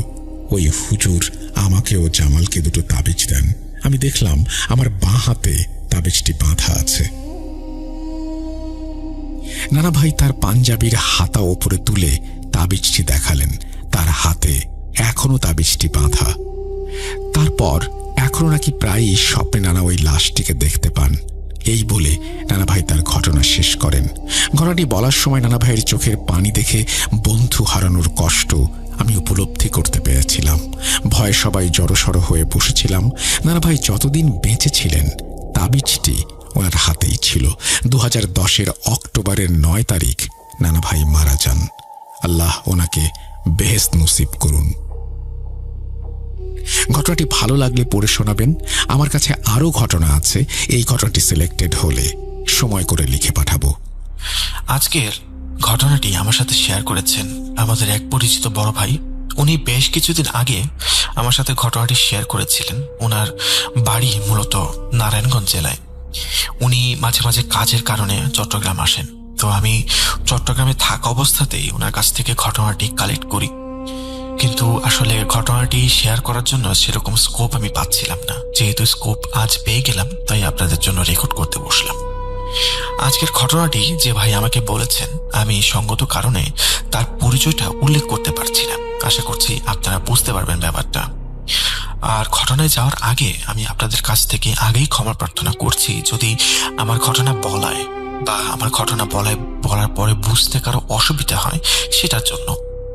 তো চলুন বেশি দেরি না করে সরাসরি ভাইয়ের ঘটনায় চলে যাই। আমি ঘটনাটি তার ভাষাতেই বলার চেষ্টা করছি। আসসালামু আলাইকুম। আশা করি আপনারা সবাই অনেক ভালো আছেন। আজ আমি আপনাদের সাথে যে ঘটনাটি শেয়ার করতে যাচ্ছি সেটা খুবই অদ্ভুত একটা ঘটনা। এটি এমন একজন মানুষের জীবনের অভিজ্ঞতা যিনি আধ্যাত্মিক জগতের অনেক গভীর সত্যকে খুব কাছ থেকে দেখেছেন। আমরা সচরাচর জিন বা অশরীরী নিয়ে যেসব গল্প শুনি সেখানে ভয়ঙ্কর সব অবয়ব বা চিৎকার চেঁচামেচির বর্ণনা থাকে, কিন্তু আজকের ঘটনাটি ভিন্ন। এখানে ভয়টা কোনো বিকট দর্শনে নয়, বরং ভয়টা মিশে আছে নিস্তব্ধতায়, বাতাসের ভারী হয়ে ওঠায় এবং আমাদের চারপাশের চেনা পরিবেশের অচেনা আচরণের মধ্যে। যিনি এই ঘটনার মূল সাক্ষী, উনাকে আমরা সম্মানের সাথে আলেম সাহেব বলে সম্বোধন করি। আলেম সাহেব একজন অত্যন্ত পরহেজগার এবং জ্ঞানী মানুষ। ওনার জীবনে ঘটে যাওয়া এই 3টি ঘটনা আমাদের চোখে আঙুল দিয়ে দেখিয়ে দেয় এই দৃশ্যমান জগতের বাইরেও এমন এক অদৃশ্য জগৎ রয়েছে যার নিয়ম কানুন আমাদের চিন্তার অতীত। ঘটনাটি আজ থেকে বেশ কয়েক বছর আগের। আলেম সাহেবের জবানিতে যে হারহিম করা ঘটনাটি আমি আপনাদের শোনাচ্ছি। আমরা চলে যাচ্ছি সেই সময়ে যখন বাংলাদেশের গ্রামগুলো ছিল আরো বেশি নিঝুম আর রাতের অন্ধকার ছিল আরো বেশি রহস্যময়। ঘটনার সূত্রপাত হয়েছিল একটি দাওয়াতকে কেন্দ্র করে। আলেম সাহেবের কাছে সিলেটের প্রত্যন্ত অঞ্চল থেকে একটি দাওয়াত আসে। জায়গাটি ঠিক শহরের কোলাহল থেকে অনেকটা দূরে, যেখানে চা বাগানের সীমানা মিশে গিয়েছে গভীর জঙ্গলের সাথে। সেখানকার এক পীর সাহেব, যিনি এই অঞ্চলের অত্যন্ত সম্মানিত ব্যক্তিত্ব, তিনি আলেম সাহেবকে বিশেষ অনুরোধ করেছিলেন তাদের বাৎসরিক ওরস মাহফিলে উপস্থিত থাকার জন্য। আলেম সাহেব সাধারণত এত দূরের সফর এড়িয়েই চলেন, কিন্তু পীর সাহেবের আন্তরিকতা এবং বারবার অনুরোধে তিনি আর তা করতে পারলেন না। সফরের প্রস্তুতি শুরু হয়ে গেল। ঢাকা থেকে সিলেটের সেই গন্তব্যে পৌঁছাতে তখন প্রায় 2 দিনের ধাক্কা। আলেম সাহেব এবং উনার কয়েকজন সফর সঙ্গী মিলে রওনা হলেন। উনারা যখন সেই গন্তব্যের কাছাকাছি পৌঁছালেন তখন সূর্য প্রায় ডুবে এসেছে। সিলেটের সেই বিশেষ এলাকাটি প্রকৃতি বেশ অদ্ভুত। একদিকে উঁচু নিচু ঢিলা, অন্যদিকে ঘন বাঁশঝাড় আর প্রাচীন সব গাছের সারি। বিকেলের ম্লান আলোয় সেই গাছগুলোকে মনে হচ্ছিল যেন এক একজন নীরব প্রহরী দাঁড়িয়ে আছে রাস্তার 2 পাশে। গন্তব্যে পৌঁছানোর আগে পথের মাঝখানে একটি পুরনো গ্রামে ওনাদের যাত্রা বিরতি নিতে হলো। সেই গ্রামেই আলেম সাহেবের এক মুরিদ বা ভক্তের বাড়ি। পরিকল্পনা হলো রাতটা ওই মুরিদের বাড়িতেই কাটানো হবে এবং পরদিন সকালে মূল গন্তব্যের দিকে রওনা দেওয়া হবে। সেই মুরিদের বাড়িটি ছিল বিশাল পুরোনো আমলের একটি বাড়ি, ব্রিটিশ আমল বা তারও আগের তৈরি। লাল ইটের দালান, যার প্লাস্টার খসে পড়েছে অনেক জায়গায়। শ্যাওলা জমে কালচে সবুজ হয়েছে দেয়ালগুলো। বাড়ির সামনে বিশাল এক দিঘি, আর দিঘির পাড়ে শতবর্ষী কিছু গাছ। গাছ বললে ভুল হবে, আসলে সেগুলো বট গাছ। সন্ধ্যার আজান যখন দিঘির পানি ছুঁয়ে ভেসে আসছিল, তখন পরিবেশটা কেমন যেন ভারী হয়ে উঠছিল। আলেম সাহেব গাড়ি থেকে নামতেই অনুভব করলেন এই বাড়ির বাতাসে কিছু একটার উপস্থিতি আছে, কিন্তু একটা যা সাধারণ মানুষের চোখে পড়ে না। কিন্তু ওনার মতো আধ্যাত্মিক মানুষ এসব টের ঠিকই পান। মুরিদ এবং তার পরিবারের লোকেরা অত্যন্ত খাতির যত্ন করে আলেম সাহেবকে বরণ করে নিলেন। রাতের খাবারের পর আলেম সাহেবকে যে ঘরটি দেওয়া হলো সেটি ছিল বাড়ির নিচ তলায়, অনেকটা মূল কাঠামোর একটু আড়ালে। এই ঘরটির সাথে একটি পুরনো সিঁড়ি নেমে গেছে মাটির নিচে, যেটা একসময় বেসমেন্ট হিসেবে ব্যবহৃত হতো বা মাটির নিচের গোপন ঘর হিসেবে ব্যবহৃত হতো। বাড়ির লোকেরা আলেম সাহেবকে জানালেন, হুজুর, এই দিকটায় সাধারণত কেউ আসে না, তাই এরকম নিরিবিলি, আপনার ইবাদত বন্দেগীতে কোনো ব্যাঘাত ঘটবে না। রাত গভীর হলো, গ্রামের নিস্তব্ধতা যেন কানের পর্দায় তালা লাগিয়ে দিল। বাইরে মাঝে মাঝে রাত জাগা পাখির ডাক ছাড়া আর কোনো শব্দই নেই। আলেম সাহেব অজু করে জায়নামাজে দাঁড়ালেন। তিনি তাহাজ্জুদের নামাজ এবং বিশেষ কিছু ওজিফা পাঠ করার নিয়ত করছিলেন। ঘরের জানালা দিয়ে আসা চাঁদের আলোয় ঘরটি আধো অন্ধকার আধো আলোর এক মায়াবী পরিবেশ সৃষ্টি হয়েছে। আলেম সাহেব যখন ইবাদতে মগ্ন, ঠিক তখন তিনি অনুভব করলেন ঘরের তাপমাত্রা যেন হঠাৎ করে কয়েক ডিগ্রি কমে গেল। সিলেটের রাতে শীত থাকে, এই ঠান্ডাটা প্রাকৃতিক ছিল না, এটা ছিল হাড় কাঁপানো, শির দ্বারা বেয়ে নেমে যাওয়া এক হিমশীতল অনুভূতি। আলেম সাহেব ওনার ধ্যানে মগ্ন রইলেন, কিন্তু ওনার মন বলছে এই ঘরে তিনি একা নন। হঠাৎ দরজার শব্দ হলো, খুব আস্তে কিন্তু স্পষ্ট। আলেম সাহেব ভাবলেন হয়তো বাড়ির কোনো খাদেম কিছু প্রয়োজনে এসেছে। তিনি নামাজে ছিলেন, তাই সাড়া দিলেন না। কিছুক্ষণ সব চুপ, তারপর আবার ঠক ঠক। এবার শব্দটা একটু জোরে, যেন কেউ অধৈর্য হয়ে কড়া নাড়ছে। আলেম সাহেবের ইবাদতে ব্যাঘাত ঘটতে লাগলো। তিনি অনুভব করলেন দরজার ওপাশে যে দাঁড়িয়ে আছে তার উপস্থিতিটা কেন যেন স্বাভাবিক মানুষের মতো মনে হচ্ছে না। মানুষের উপস্থিতিতে একটা উষ্ণতা থাকে, কিন্তু দরজার ওপাশ থেকে ভেসে আসছে এক তীব্র হতাশা আর কষ্টের অনুভূতি। নামাজ শেষ করে আলেম সাহেব তসবিহ পাঠ করতে শুরু করলেন।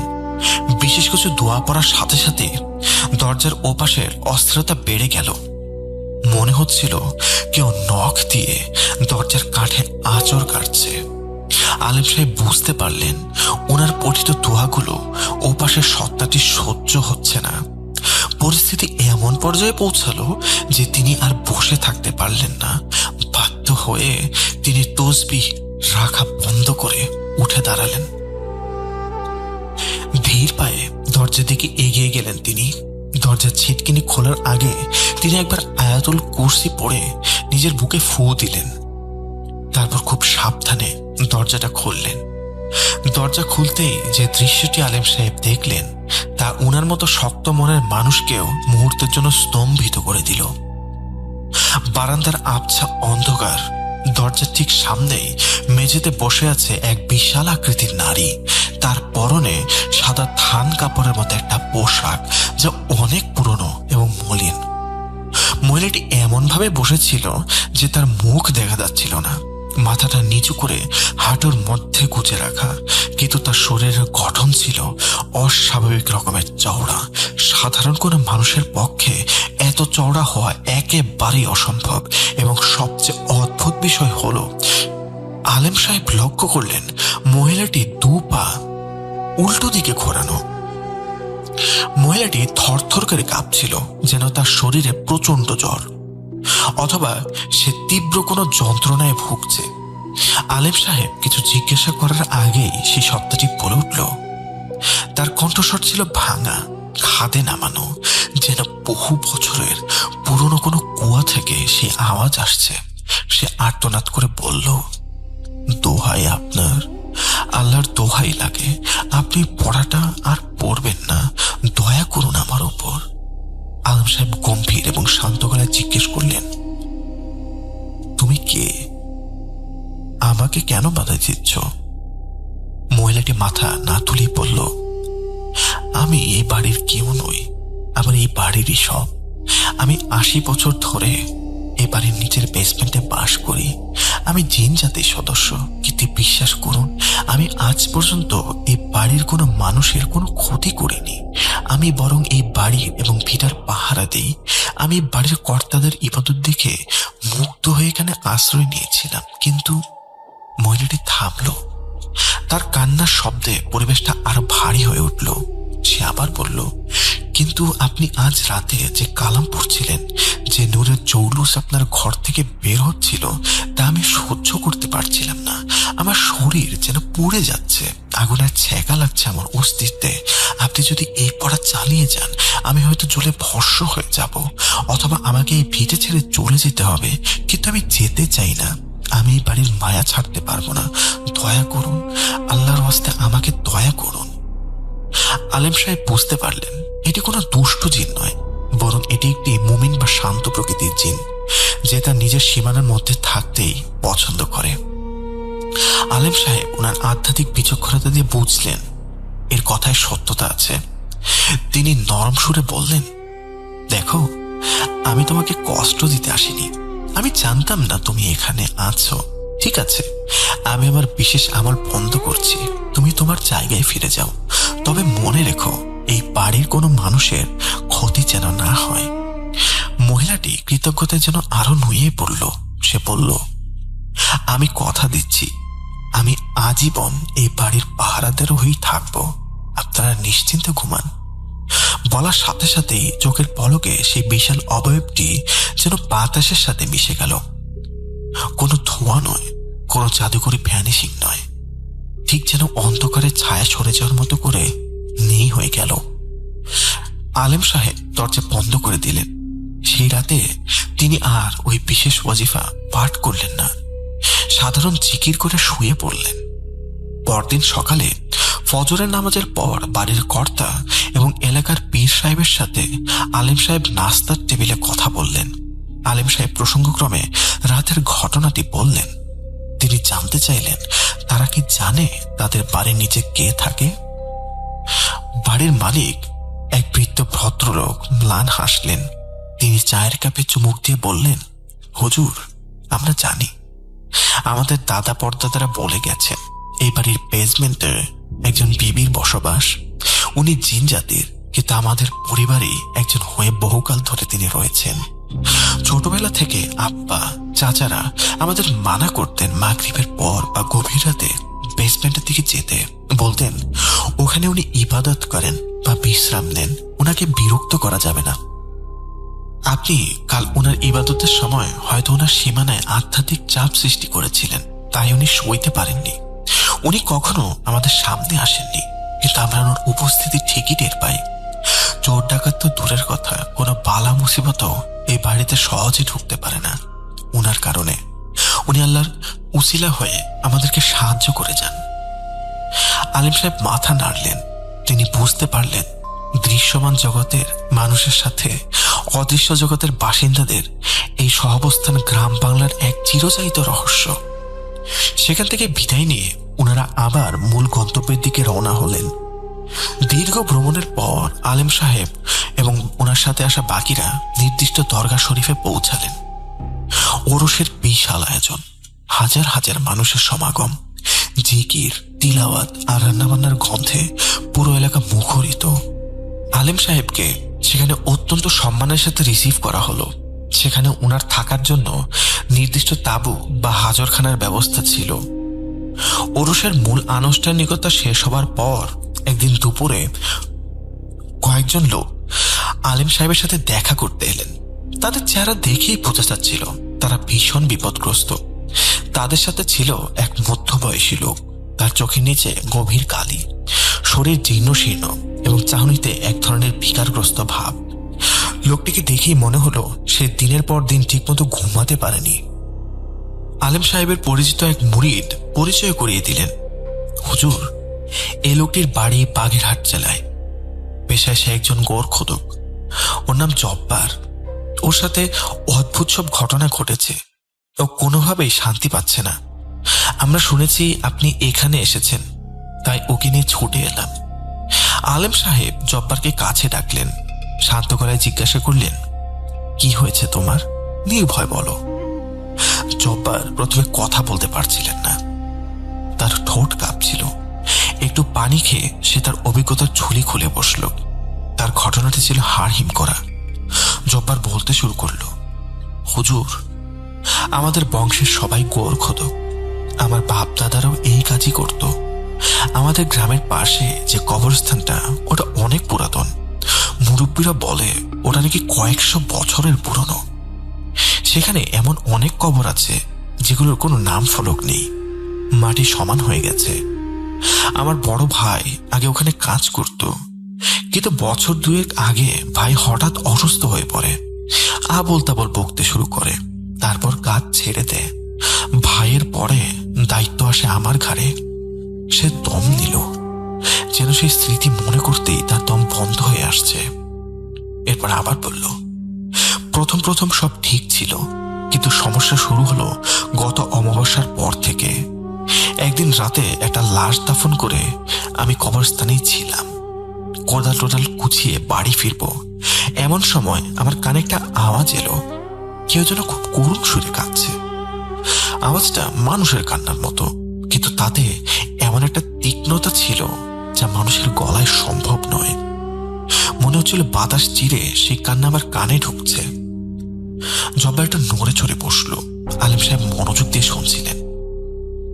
আমি ভাবলাম হয়তো মৃতের কোনো স্বজনের কান্নাকাটি। আমি টর্চ লাইটটা জেলে আওয়াজ লক্ষ্য করে এগোতে থাকলাম। কবরস্থানের শেষ প্রান্তে যেখানে জঙ্গল শুরু হয়েছে, সেখানে একটা বিশাল শিশু গাছ আছে, আর তার নিচে একটা অনেক পুরনো কবর, ইটের বাঁধানো, কিন্তু ভেঙে চড়ে একাকার হয়ে গেছে। আমি দেখলাম সেই কবরের পাশে সাদা কাপড়ের মতো কিছু একটা নড়ছে। আমি সাহস করে ডাক দিলাম, কে ওখানে? কে এত রাতে ওখানে কি করছেন? হুজুর, আমার ডাক শুনে কান্নাটা থেমে গেল। তারপর যেটা দেখলাম, ওই সাদা কাপড় পরা অবয়বটা ধীরে ধীরে উঠে দাঁড়ালো। হুজুর, ওটা কোনো সাধারণ উচ্চতার মানুষ ছিল না। গাছটার ডাল পর্যন্ত তার মাথা ঠেকে যাচ্ছিল। তার চুলগুলো ছিল এলোমেলো। তার মুখটা, আমি টর্চের আলোয় মুখটা স্পষ্ট দেখতে পাইনি, কিন্তু তার চোখ দুটো কেমন যেন জ্বলছিল।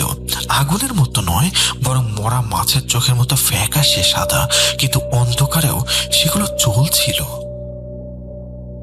সে আমার দিকে তাকিয়ে একটা বিকট আওয়াজ করলো। সেটা কোনো ভাষা ছিল কিনা আমি বলতে পারবো না, কিন্তু আমার মনে হলো সে আমাকে বলছে, চলে যা। আমি ভয়ে দৌড় দিলাম, কিন্তু দৌড়াতে গিয়ে আবার মনে হচ্ছিল কেউ আমার পায়ের গোড়ালি টেনে ধরেছে। কোনো মতে জান নিয়ে বাড়ি ফিরলাম। সেই রাত থেকে আমার শান্তি হারাম হয়ে গেছে হুজুর। আমি যখনই রাতে ঘুমাতে যাই, স্বপ্নে দেখি ওই লম্বা মহিলাটা আমার শিয়রে দাঁড়িয়ে আছে। আর যখনই আমি বাধ্য হয়ে কাজের জন্য রাতে কবরস্থানে যাই, আমি তাকে দেখি। সে সবসময় পুরনো কবরটার আশেপাশে থাকে। আমিও কবরের কাছে গেলেই সে আমাকে ধাওয়া করে। আর সবচেয়ে ভয়ের ব্যাপার হলো, ওই কবরস্থানের এক কোণে একটা পরিত্যক্ত কুয়া আছে। যখনই ওই জিনিসটা আমাকে তাড়া করে, সে আমাকে কৌশলে ওই কুয়ার দিকে ঠেলে দিতে চায়। আমার মনে হয় সে চায় আমি ওই কুয়ায় পড়ে মরে যাই। গত সপ্তাহে আমি কবর খুঁড়ছিলাম, তখন হঠাৎ আমার কানের কাছে ফিসফিস করে কেউ বলল, তোর সময় শেষ। আমি চমকে পেছনে তাকালাম, কিন্তু কেউ নেই। কিন্তু আমার কোদালের হাতলে দেখলাম ভেজা মাটির ছাপ, যেটা কেউ মাত্রই সেটা ধরেছিল। হুজুর, আমি আর পারছি না।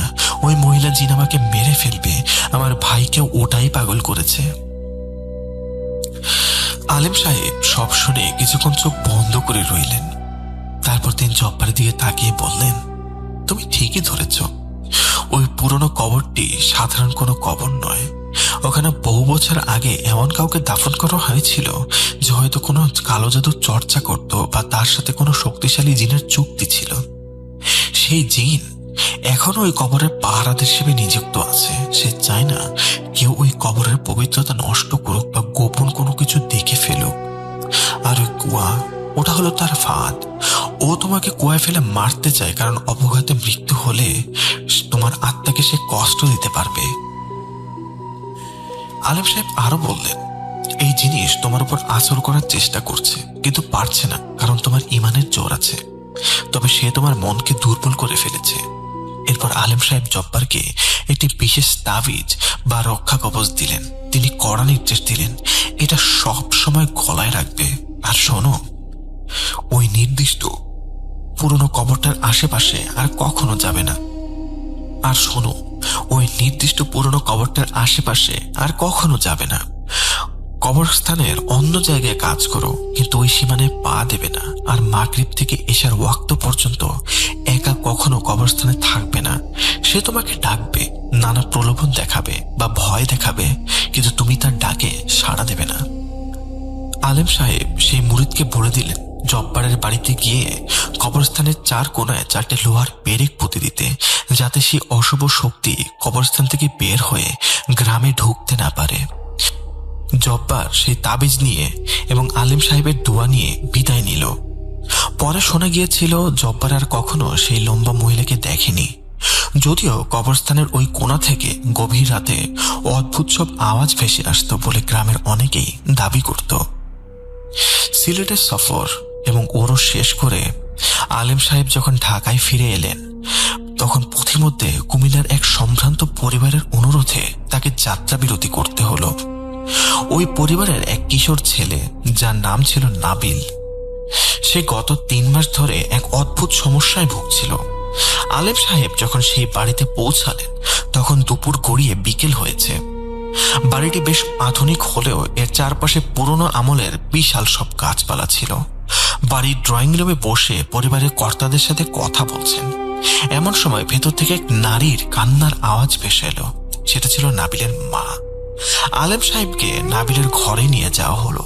ঘরটি অন্ধকার করে রাখা হয়েছে, কারণ নাবিল আলো সহ্য করতে পারছে না। বিছানায় যে ছেলেটি শুয়েছিল তাকে দেখে আলেম সাহেবের মতো অভিজ্ঞ মানুষেরও বুকটা ছ্যাদ করে উঠল। ছেলেটি নয়, ছেলেটি জ্যান্ত কঙ্কাল শুয়ে আছে। তার চোখের কোটরে গভীর গর্ত, চামড়া হাড়ের সাথে লেপ্টে আছে। কিন্তু সবচেয়ে ভয়ের বিষয় ছিল তার চাহনি। সে এক দৃষ্টিতে ছাদের ভেন্টিলেটর দিকে তাকিয়ে আছে। তার চোখের পলক পড়ছিল না। নাবিলের বাবা কাঁদতে কাঁদতে বললেন, হুজুর, মাস 3 আগেও আমার ছেলেটা সুস্থ সবল ছিল। স্কুলের ফুটবল টিমের ক্যাপ্টেন ছিল ও। ওর এক খুব কাছের বন্ধু ছিল, নাম ছিল রাহাত। বছরখানেক আগে রাহাত এক বাইক অ্যাক্সিডেন্টে মারা যায়। নাবিল সেটা মেনে নিতে পারেনি। সে প্রায় বিকেলে গ্রামের কবরস্থানে গিয়ে রাহাতের কবরের পাশে বসে থাকতো। ঘন্টার পর ঘন্টা সে কথা বলতো কবরের সাথে। আমরা মানা করতাম, কিন্তু সে শুনতো না। 3 মাস আগে একদিন সে মাগরিবের পরেও কবরস্থানে ছিল। সন্ধ্যা পার হয়ে রাত হয়ে যাচ্ছে দেখে আমরা তাকে খুঁজতে যাই। গিয়ে দেখি সে রাহাতের কবরের পাশে অজ্ঞান হয়ে পড়ে আছে। আমরা তাকে ধরাধরি করে বাড়ি নিয়ে আসি। জ্ঞান ফেরার পর থেকেই সে আর আমাদের নাবিল নেই। সে চিৎকার করে বলতে থাকে, ওকে চলে যেতে বলো, চলে যেতে বলো, ও আমাকে দেখেছে, ও আমাকে মেরে ফেলবে। হুজুর, আমরা ডাক্তার কবিরাজ সব দেখিয়েছি, কিন্তু 3 দিন ও শুকিয়ে যাচ্ছে। ও কিছু খায় না, জোর করে খাওয়ালে বমি করে দেয়। আলেম সাহেব ছেলেটির মাথার কাছে বসলেন। তিনি লক্ষ্য করলেন ছেলেটি এখনো ভেন্টিলেটরের দিকে তাকিয়ে আছে। আলেম সাহেব মৃদুস্বরে জিজ্ঞাসা করলেন, বাবা নাবিল, তুমি ওখানে কি দেখছো? নাবিল প্রথমে উত্তর দিল না। আলেম সাহেব ওনার হাতটা নাবিলের কপালে রাখলেন এবং বিড়বিড় করে কিছু দোয়া পড়লেন। দোয়ার প্রভাবে নাবিলের শরীরটা একটু শিথিল হলো। সে ফিসফিস করে কাঁপা কাঁপা গলায় বলল, উনি ওখানে বসে আছেন। ওনার ঘাড়টা অনেক লম্বা হয়ে নিচে নেমে এসেছে। উনি আমাকে দেখছেন। আলেম সাহেব ভেন্টিলেটরের দিকে তাকালেন। সাধারণত চোখে সেখানে কিছুই দেখা যাচ্ছে না, শুধু মাকড়সার জাল আর অন্ধকার। কিন্তু আলেম সাহেব অনুভব করলেন সেখানে এক অত্যন্ত নেতিবাচক শক্তির উপস্থিতি আছে। তিনি নাবিলকে আবার জিজ্ঞাসা করলেন, সেদিন কবরস্থানে কি হয়েছিল, আমাকে সব খুলে বলো। নাবিল বলল, সেদিন মাগরিবের আজান শেষ হয়ে গিয়েছিল। আমি রাহাতের কবর থেকে উঠে আসব, তখন দেখলাম কবরের পেছনের জঙ্গল থেকে কালো বোরকা পরা একজন মহিলা বের হয়ে এলো। তার মুখ ঢাকা ছিল না, কিন্তু মুখটা ছিল কয়লার মতো কালো। তার চোখগুলো ছিল হলুদ। সে আমার পথ আটকালো। সে বলল, তুই প্রতিদিন এখানে এসে ঘ্যান ঘ্যান করিস, আমার বিশ্রামে ব্যাঘাত ঘটে। আজ তোকে আর যেতেই দেব না। তারপর সে আমাকে শূন্যে তুলে আছাড় মারল। সে আমার বুকের উপর উঠে বসলো। তার ওজন ছিল যেন পাহাড়ের মতো। আমি জ্ঞান হারলাম। নাবিল কাঁপতে লাগলো। এখন সে সবসময় আমার সাথে থাকে। আপনারা যখন কেউ ঘরে থাকেন, সে ভেন্টিলেটর বা জানালার বাইরে বসে থাকে, আর আমি একা হলে সে কাছে চলে আসে। সে বলে সে আমাকে নিয়ে যাবে, সে আমাকে মেরে ফেলবে। আলেম সাহেব বুঝলেন এটি একটি পজেশন কেস। কবরস্থানের ওই জিনটি নাবিলের শোক এবং দুর্বল মানসিকতার সুযোগ নিয়ে তার উপর ভর করেছে, এবং যেহেতু মাগরিবের সময় তাদের পথে বাধা সৃষ্টি করেছিল, তাই সে ক্ষুব্ধ হয়েছে। আলেম সাহেব বাড়ির লোকদের বললেন, আপনারা কেউ কি এই বাড়িতে বা এই ঘরের আশেপাশে অস্বাভাবিক কোনো শব্দ শুনেছেন? নাবিলের মা বললেন, হুজুর, এই ঘরের সাথেই একটা স্টোর রুম আছে। ওটা আমরা গত 5 বছর ধরে ব্যবহার করি না, তালা বন্ধ থাকে। গত কয়েক বছর রাতে ওই স্টোররুম থেকে বেশ ধূপধাপ শব্দ আসে, মনে হয় কেউ যেন ভারী ভারী কিছু আছাড় মারছে, আর মাঝে মাঝে কোন মহিলার কান্নার আওয়াজ ভেসে আসে। আলিম সাহেব বললেন, আমাকে ওই স্টোররুমটা দেখান। স্টোররুমের দরজার সামনে গিয়ে আলিম সাহেব দাঁড়ালেন। দরজার নিচে দিয়ে ঠান্ডা বাতাস বের হচ্ছিল। আলেম সাহেব বুঝতে পারলেন জিনটি নাবিলকে কষ্ট দেওয়ার ফাঁকে ফাঁকে এ অন্ধকার ঘরে বিশ্রাম নেয়। আলেম সাহেব সিদ্ধান্ত নিলেন তিনি আজ রাতেই এর ফয়সালা করবেন। তিনি বাড়ির সবাইকে অজু করে পবিত্র হয়ে নিতে বললেন এবং নাবিলের ঘরে বসতে বললেন। তিনি নিজে স্টোররুমের দরজার সামনে একটি আসন পেতে বসলেন। সাথে নিলেন এক বাটি পানি, কিছু সরিষা এবং আগরবাতি। তিনি উচ্চ স্বরে তেলাওয়াত শুরু করলেন। কোরআনের আয়াতগুলোর ধ্বনি পুরো বাড়িতে গুম গুম শব্দে বাজতে লাগলো। পড়ার সাথে সাথে স্টোররুমের ভেতর থেকে বিকট শব্দ শুরু হলো। মনে হলো ভেতরে কেউ দেওয়ালগুলো ভেঙে ফেলার চেষ্টা করছে। নাবিলের ঘর থেকে নাবিলের চিৎকার শোনা গেল, ও চলে যাচ্ছে, ও রেগে গেছে, ও আমাকে মারতে আসছে। আলেম সাহেব তার গলার স্বর আরো উঁচু করলেন। তিনি জিনটিকে উদ্দেশ্য করে বললেন, তোকে আমি আল্লাহর কালামের বিড়ি দিয়ে বাঁধলাম। তুই মাসুম বাচ্চাকে ছেড়ে চলে যাবি নাকি চলবি? স্টোররুমের ভেতর থেকে এবার স্পষ্ট নারী কণ্ঠ ভেসে এলো। সেই কণ্ঠ মানুষের নয়, হিংস্র কোনো পশুর গর্জনের মতো। আমি যাব না, ও আমার, আমি ওকে নিয়ে যাব। আলেম সাহেব এক মুষ্টি সরিষা নিয়ে কিছু দোয়া পরে দরজার দিকে ছুঁড়ে মারলেন। সাথে সাথে ভেতর থেকে অমানসিক আর্তনাদ শোনা গেল, জ্বলে গেল, জ্বলে গেল, আমাকে ছেড়ে দাও। আলেম সাহেব বললেন, তুই ওয়াদা কর, তুই আর কখনো এই ছেলের কাছে বা বাড়িতে আসবি না। তুই এখনই এই এলাকা ছেড়ে চলে যাবি। ভেতর থেকে কান্নার শব্দ এলো। আমি যাচ্ছি, আমি যাচ্ছি, আমাকে আর জ্বালিও না। আলেম সাহেব অনুভব করলেন বাতাসের ভারী ভাবটা কেটে যাচ্ছে। তিনি একটি লোহার পেরেক নিয়ে দরজার চৌকাঠে পুঁতে দিলেন, যেন সেই সত্তাটি আর কখনোই ঘরে ঢুকতে না পারে। তিনি ঘোষণা করলেন, আল্লাহর হুকুমে তুই আজ থেকে এখানে নিষিদ্ধ। কিছুক্ষণ পর সব শান্ত হয়ে গেল। আলেম সাহেব ঘর্মাক্ত শরীরে উঠে দাঁড়ালেন। তিনি নাবিলের ঘরে গেলেন। দেখলেন নাবিল গভীর ঘুমে আচ্ছন্ন। তার মা বললেন, হুজুর, গত 3 মাসে ও এভাবে কখনোই ঘুমায়নি। আলেম সাহেব বললেন, আলহামদুলিল্লাহ, বিপদ কেটে গেছে। তবে ছেলেটাকে কিছুদিন সাবধানে রাখবেন। ওকে আর কখনো ওই কবরস্থানে একা কিছুতেই যেতে দেবেন না। ওর শরীর এখন দুর্বল, তাই কিছুদিন ওয়াজিফা পরে ফু দিয়ে দেবেন। আলেম সাহেব এরপর 3 দিন সেই বাড়িতে ছিলেন। তিনি নাবিলকে সম্পূর্ণ সুস্থ হওয়া পর্যন্ত পর্যবেক্ষণ করলেন। নাবিল ধীরে ধীরে খেতে শুরু করলো। তার চোখের নিচের কালি দূর হতে লাগলো। যাওয়ার সময় আলেম সাহেব স্টোররুমের দরজায় একটি কালো সুতো দিয়ে গিট দিয়ে গেলেন এবং বললেন, এই তালা যেন আর কখনোই খোলা না হয়। প্রিয় লিসেনার্স, এই ছিল আজকের ঘটনা। আশা করি আপনাদের কাছে ঘটনাটি ভালো লেগেছে। যদি ভালো লাগে তাহলে আমাদেরকে জানাবেন, আর যদি না লাগে তবুও জানাবেন। আমি সাকিব, আমার বাসা ঝিনাইদহ জেলা মহেশপুর থানা পরানপুর গ্রাম। তো যে ঘটনাটা আমার সাথে ঘটে গিয়েছে সেটা আমি আপনাদের মাঝে শেয়ার করতে চাচ্ছি। তো কথা না বাড়িয়ে চলুন ঘটনায় যাওয়া যাক। প্রথমে আমি আমার বাড়ির বিবরণটা দিই। আমাদের বাসাটা সামনে 3টা রুমের একটা ফ্ল্যাট, মানে সামনাসামনি 2টা ফ্ল্যাট, 2টায় 3টা রুম করে, আর পাশ দিয়ে মনে করেন যে রান্নাঘর ওয়াশরুম দিয়ে ঘেরা আর কি। সো আমি বা আমার ভাইয়া দুইজনই বাসার বাইরে থাকি। আমি পড়াশোনার কাজে, আমার ভাইয়া চাকরির কাজে বাইরে থাকে। সো আমাদের একটা রুম খালি পড়ে থাকে। রুমের ভিতরে সোফা আছে, ফ্রিজ আছে, আর আমার আব্বু ও আমার চাচার মোটরসাইকেল রাখা থাকে। তাছাড়া যখন আমি বাসায় যাই তখন আমি ওই রুমে ঘুমাই, আর যখন ভাইয়া বাসায় যাই তখন ভাইয়া ওই রুমে ঘুমাই। তাছাড়া রুমটা মানে পড়ে থাকে আর কি, খালি পড়ে থাকে। আমার আব্বু আম্মু অন্য রুমে ঘুমায় আর কি। তো আগে দেখতাম যখন বাসায় 2 ভাই থাকতাম, দেখতাম আমার ভাইয়া রাত্রে চিল্লায় উঠতো। তো মা ঘুম ভাঙতো, আমাদের সবাই ঘুম ভেঙে যেত, চাচারা উঠতো কি হয়েছে কি হয়েছে। ও রুম থেকে বেরিয়ে এসে ওর গাটা ঘামা, ও কিছু বলতে পারতো না। পরে আবার ক্লান্ত শরীর নিয়ে ঘুমায় পড়তো। তো এটা অতটা আমরা মাথায় নিতাম না। আর ভাইয়া যখন আসতো তখন আমি আব্বুদের সাথে থাকতাম, আব্বুদের রুমে।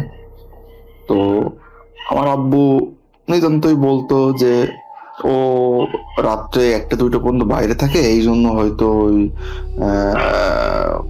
হুট করে হয়তো একটু ভয় পেয়ে গেছে, না অতটা আমলে নিত না আর কি। যাই হোক, তো ভাইয়া মানে বেশি বাসায় আসতো না, ওই 4 মাস 5 মাস পর পর বাসায় আসতো, 10-12 দিন করে বাসায় থাকতো আর কি, ছুটতে, এরকম আর কি।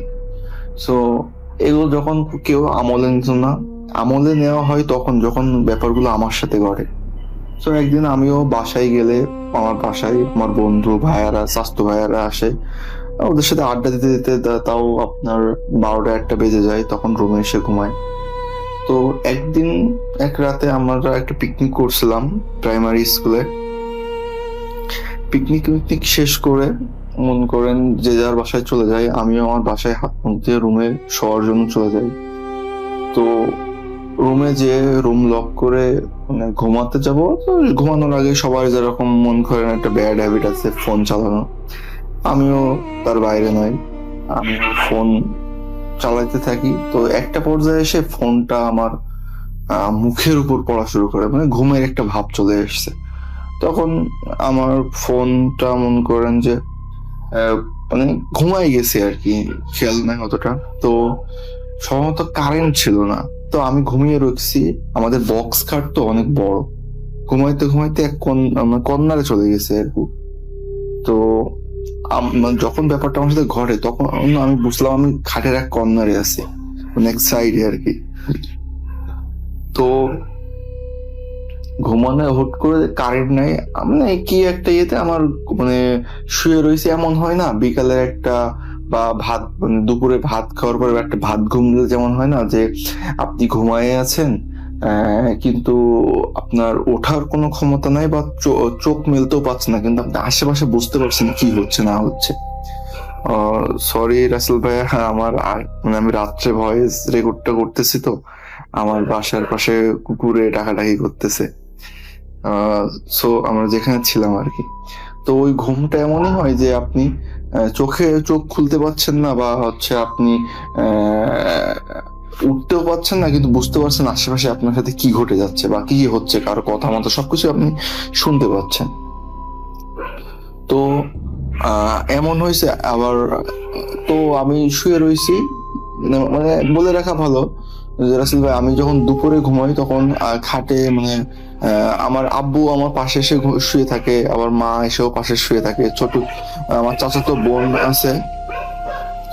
তো ভাইয়া মানে আমার আম্মা এসে পাশে শুয়ে থাকতো, শুয়ে পড়তো বা বসতো খাটে, আমি পাশে ঘুমাই থাকতাম। আমার চাচাতো ছোট বোনেরাও আছে, ওরাও এসে খেলা খেলতে খেলতে এসে পাশে শুয়ে থাকতো, আমার ফোনটা নিয়ে চালাতো। তো হুট করে আমি শুয়ে রয়েছি আপনার হচ্ছে যে ডান হাতের দিকে, মানে ডান হাতে এর দিকে, মানে কাত হয়ে আমি শুয়ে আছি। তো হঠাৎ করে মনে হলো, মানে বক্স খাট তো, কেউ যদি বসে তাহলে একটা শব্দ হয়, মানে দেবে যাওয়ার একটা শব্দ আসে আর কি। তো মনে হলো যে কেউ একজন আমার মানে আসলো খাটে, এসে মন করে শুয়ে পড়লো। তো আমি মনে করছি এখন হয়তো মানে আমার মনে হচ্ছে দুপুর বেলা আমি এসে ঘুমাইছি। তো আবার আমার মনে হচ্ছে আমার আব্বু এসে ঘুমালো, কারণ আব্বু যেরকম নিঃশ্বাস ছাড়ে বা আব্বুর যে মনে গাটা ঘেমে গেলে প্রত্যেকটা মানুষের গায়ে ঘ্রাণ থাকে না, তো সেমন আমি মনে করছি আব্বু এসে মনে হচ্ছে বাজার থেকে বাড়ি আসছে, এসে মনে হয় আমার পাশে এসে রেস্ট নিচ্ছে। তো আমার হুট করে তখনই মনে, আমি কিন্তু ঘুমানো অবস্থায়, মানে চোখ মুখ মানে মেলাইনি, এমনিতেই মনে মনে ভাবতেছি, ঘুম আমার ভেঙে গেছে তখন, কিন্তু তাও চোখ মেলাইনি। তারপরে আমার এক মনে হচ্ছে, আল্লাহ আমি তো এখন দুপুরের ঘুম হচ্ছে না, আমি তো হচ্ছে যে পিকনিক করে এসে রাত্রে বাসায় এসে ঘরে ঘুমোচ্ছি। পরে আমি বুঝছি আমি তো দরজা লক করে রাখছি, আব্বু আসবে কিভাবে। তো আমি একটু ভয় ভয়, না ভয় ভয় করতেছি না, ওই সময় আমি অতটা ভয় পাই নাই। তো আমি একটু গলা এরম ঝাড়া মেরে এই পাশে কাত হলাম, দেখি যে কেউ নেই, মানে হাত দিয়ে কেউ নেই। ফোনটা খুঁজতেছি আমি বাম হাত দিয়ে, ফোনে বারবার পাওয়ার বাটন অন করতেছি, বুঝতে পারলাম যে ফোন মানে বন্ধ হয়ে গিয়েছে। পরে আমি উঠে বসলাম খাটের পরে। উঠে বসার পরে আমি হচ্ছে যে উঠে বসেছি পা ঝুলিয়ে, এখন আমার সামনে রয়েছে মনে করেন 2টা মোটরসাইকেল। আমি মোটরসাইকেল এমন, এখন আমার মনে হচ্ছে যে সামনে সামনে 2টো মোটরসাইকেল, আমার মনে হচ্ছে আমি যদি এই রুম থেকে বেরিয়ে যেতে পারি তাহলে হয়তো আমি বেঁচে যাব, এমনটা মানে ও মানে এমনটা ফিল হচ্ছে আমার ভিতরে। পরে আমি বুঝতে পারছি আমার পাশে কেউ আছে, মানে আমি পাশে কারো মানে মানে কোনো কিছু আমার পাশে এক্সিস্ট করতেছে, এটা আমি বুঝতে পারছি। পরে আমার ঘাড়ের পেছনে খালি গায়ে গেছিলাম, নিঃশ্বাস পড়তেছে, এমন করে নিঃশ্বাস পড়তেছে আমার ঘাড়ের পরে। তো আমার গাটা পুরো ভারী হয়ে যাচ্ছে। তো আমি 2-3 বার মা মা করে চিৎকার করলাম। তো যখনই মা মা করে চিৎকার করতেছে তখনই আস্তে আস্তে এই যে গম্ভীর ভাবটা এটা কেটে যাচ্ছে। তো মনে হচ্ছে যে আমি এই রুম থেকে বেরোতে পারলে বাঁচি। তো আমি রুম থেকে মা আমাকে 2-3 বার চিৎকার করে তখন কারেন্ট চলে আসলো। কারেন্ট চলে আসলে আপনার হচ্ছে যে আমি শুয়ে পড়লাম, শুয়ে পড়ে ফোনটা চার্জে ঢুকায় শুয়ে পড়লাম। আমি মনে করছি কি জিনিসটা কি আমি দেখবো, মানে একটা আমার কিউরিওসিটি জেগে গেছে। পরে ওই যে কারেন্ট ছিল না, গাটা ঘামছে, পরে যেই আমি বালিশ মাথা দিয়েছি পরের দিনকে আমি 12টার সময় টের পাইছি। ওই দিনকে সকালে উঠে আমি 12টার সময় উঠে দেখি যে আমার আম্মা উঠা মানে রান্নাঘরে ওখানে ওই যে এঁচড় আছে কাঁঠাল, তো ওই এঁচড় রান্না করবে বলে ওইটা আমার কাকি, আমার কাকা আর আমার মা হচ্ছে যে সে জায়গা ওনারা ওইটা বাঁচতেছে, মানে কাটাকাটি করতেছে। আর আমার আব্বু আমাদের হচ্ছে যে বারান্দায় বসে আছে। তো আমি এসে আমার কাকার সাথে, আমার হচ্ছে কাকির সাথে বলতেছি, আমার কাকা আর কাকি আমার পাশের রুমেই থাকে। তো বলতেছে এরকম এরকম ভাই যে ভয়টাই স্থির করতে, আসলে তো এরকম সমস্যা আছে। তো একটা পর্যায়ে দেখলাম যে আমার কাকি আর কাকা সান্ত্বনা দিচ্ছে আমারে। তো ওই সান্ত্বনা দেওয়ার পর আমার মার ভিতরে একটা গম্ভীর ভাব দেখলাম। আব্বু দেখি যে দূর থেকে মানে খুব খেয়াল করে শুনতেছে আমার কথা। তো যখনই আমার কাকা আর কাকির আমার সান্ত্বনা দেওয়ার ব্যাপারটা দেখলাম তখনই আমি বুঝে ফেললাম যে কিছু না কিছু একটা আছে। তো তারপরে আমি ওই দিনকে রাত্রে আবার আমাদের 12টার দিকে 12:30 দিকে রুমে আসছি। এসে মনে করেন যে আমি আবার ঘুমাই পড়ছি, মানে ওইভাবে আর কি, ফোন টোন চালাতে ঘুমাই পড়ছি আর কি। ঘুমাই পড়ছি হঠাৎ করে আমি মন করে একটা স্বপ্ন দেখছি, মনে নেই, হট করে মন করে যে মুখ চাপাই ধরে না যেমন, তেমন একটা মুখ চাপাই ধরে। তার উঠে পড়ছি ঘুম থেকে উঠে আমি মনে করেন ওই রুমের ভিতরে আমি থাকতে পারছি না। আমি হুট করে মনে করেন যে হেই করে যেরকম মনে হচ্ছে যে এই যে আপনি আশেপাশে কুকুর চলে আসলে, ছাগল চলে আসলে খেদায় না, আমি এরকম খেদাচ্ছি না, আমি নিজের থেকে, মানে আমি নিজে বের করতেছি না, আমার ভিতর থেকে এগুলো বেরিয়ে আসছে, হেই সর এমন। তো তারপরে আমি জোরে জোরে মা মা বলে চিৎকার দিয়েছি। এবার আমি মন করছি যা হয়ে যাক আমি রুম থেকে বেরোতে হবে। আমি দৌড়াতে যেয়ে মোটরসাইকেল হ্যান্ডেলে আমার মাজায় ব্যথা পেলাম। পরে দরজাটা খুলে আমি হাত নিয়ে যে কাকা কাকা করে দরজা বাড়াচ্ছি, আর আমার মা দেখেছে কোরআন শরীফ পড়তেছে। আমার মার মেয়ে একবার ডাকিছে, আমার মেয়ে একবারে উত্তর নিয়ে মানে কোরআন শরীফটা রুকুতে থুয়ে, মা পরে এসে বলবো, রুকুতে থুয়ে আমার কাছে আসলো। এসে আমার সেজাকে উঠে পড়ছে, মা আসলো। তার মা এসে আমার বলছে কি হয়েছে কি হয়েছে বলে, আমার মা দেখলাম মানে গাটা ঝাড়িয়ে দিল। পরে আলাপ লাগলাম, মা বলছে আমার সাথে এই হয়েছে, আমার ঘুম ভেঙে গেছে, গতদিন করে এরকম হয়েছে। পরে আমার মা আমার গাটা ঝাড়িয়ে দিল। পরে আমার মা রুমের ভিতরে এসে বলতেছে তুই আমার ছেলে জ্বালাচ্ছে। আমার মা এমনিতেই কথা বলতেছে, তুই আমার ছেলে জ্বালাচ্ছিস কেন, আমার ছেলে কি করেছে, তুই থাকবি তোর জায়গায়, আমার ছেলের থাকতে দেবো, কয়দিনের জন্য বাসায় এসছে। তো এরকম বলার পরে আমার মা একদম মনে করেন যে পর্যন্ত মানে সকাল পর্যন্ত আমার হাতে বসেই থাকলো, আমার গল্প করছে। আমার কাকা যে ঘুমালে, কাকাও বসেছিল। পরবর্তী যে বলছে যে আমার সকালে বাজারে যেতে হবে, আমি একটু ঘুমাই। আমার মা বলল তুই যা, আমি বসে আছি। পরে আমি সকাল হয়ে গেলে মাও চলে গেলাম, তখন একটু ঘুমালাম। পরে এই চলে গেল এই ঘটনা। অনেকদিন পর আমি যখন মেসে চলে আসি, মেসে এসে যখন মন করেন যে 5-7 দিন মেবি আমার চলে যায় এইভাবে। পরে আমার রুমমেট, আমার বন্ধু ইমন, ও থাকে আমার কাছে। তো কি কোনো কারণে বাসায় গেছিল।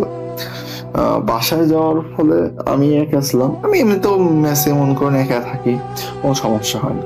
তো আমার খাটটা সেমি ডাবল, আমাদের খাট দুটো পাশাপাশি, আর মাথার গোড়ায় মন করেন 2টা টেবিল, আর সামনের দিকে ফাঁকা। তো আমার বন্ধু চলে গেছে, তো আমি মেসে ঘুমায় আছি। এবার মনে হলো যে আমার হচ্ছে যে বন্ধুর খাটের থেকে কেউ একজন উঠলো। ওর খাট আবার মানে মানে মেসের খাটগুলো অ্যাজ ইউজুয়ালি কেমন হয় যে একটু নড়বড় করে, শব্দ হয়, ক্যাচকুচ। সো মনে হলো যে আমি শুয়ে আছি। আমার খাটটা আবার সেমি ডাবল, মেসে এমনি সিঙ্গেল খাট হয়, কিন্তু আমারটা একটু সেমি ডাবল, 2জন অনায়াসে শোয়া যায় আর। তো মনে হলো যে আমার বন্ধুর খাটের থেকে কেউ একজন উঠে এসে আস্তে আস্তে আমার পার গোড়া এসে আমার পাশে শুয়ে পড়ে আমি কিন্তু 6 ফিট 2 রাসেল ভাইয়া উচ্চতা আর কি। তো আমার মনে হলো যে আমার পাশে মানে শুয়ে পড়লো, সে আমার থেকেও বড়। মানে আমি তো 6 ফুট 2, আমার থেকেও লম্বাই বড়। আস্তে আস্তে সে আমার মনে করেন নিজে জড়িয়ে নিচ্ছে। যখনই আমার জড়িয়ে ফেললো, তখন আমার কিন্তু পুরো জ্ঞান, মনে করেন যে আমি পুরো সজাগ। আমার যখন জড়িয়ে ফেলেছে, তো অটোমেটিক আল্লাহর কি রহমান, আমার আল্লাহ আল্লাহ আস্তাগফিরুল্লাহ এইগুলো মুখের ভিতরে অটোমেটিক চলে আসলো। তো এইগুলো আসার পরে মন করেন যে আমার পুরো মানে আল্লাহর রহমতে আমি পুরো মন করে ফ্রি হয়ে গেলাম। ফ্রি হওয়ার পরে ফোনটা সাথে সাথে নিয়ে পরে মন করেন যে আমি হচ্ছে যে বাকারা সূরা চালু করে মন করেন যে থুয়ে দিলাম। আমার আম্মু মাঝে মাঝে আমার মা বলতো যে রুমে যখন একা থাকবি তখন সূরা বাকারা, সূরা মুলক এইগুলো আর রহমান এগুলো চালু করে রাখবি বা শুনবি, ভালো হবে এই জন্য। তো ফ্রি হয়ে গেলাম। পরে আমি মায়ের কাছে সকালে ফোন দিলাম, মা এরকম। মা বলতেছে তুই নামাজ পড়িস, তো নামাজ কি ছেড়ে দিছিস? আমি বলছি নামাজ ওই 1 ওয়াক্ত 2 ওয়াক্ত করে হয়, 5 ওয়াক্ত হয় না। তো বলছে 5 ওয়াক্ত পড়ার চেষ্টা করো, আমিও দোয়া করছি, কিছু হবে না। তো রাসেল ভাই এই ছিল আমার ঘটনা। আর ঘটনাটা যদি সিলেক্ট হয় তাহলে আমার আম্মারও একটু সমস্যা ছিল, এখন আল্লাহর রহমতে নাই। আমার খালা বাসায় একটু সমস্যা আছে, একটু বলতে অনেকটাই। আমার খালাতো ভাইয়ের মানে ওদের বাড়িটাই একটু অন্যরকম জায়গায়। তো আমার খালাতো ভাইয়ের মন অনেক সমস্যা, অনেক কবিরাজ দেখাচ্ছে, কোনো কিছু হচ্ছে না। ওদের পুরো ফ্যামিলিতে মন করেন এখন অনেক খারাপ অবস্থা। যদি আমার এই ঘটনাটা সিলেক্ট হয় বা না হয়, কোনো আপত্তি নাই, আপনি তো শুনবেন।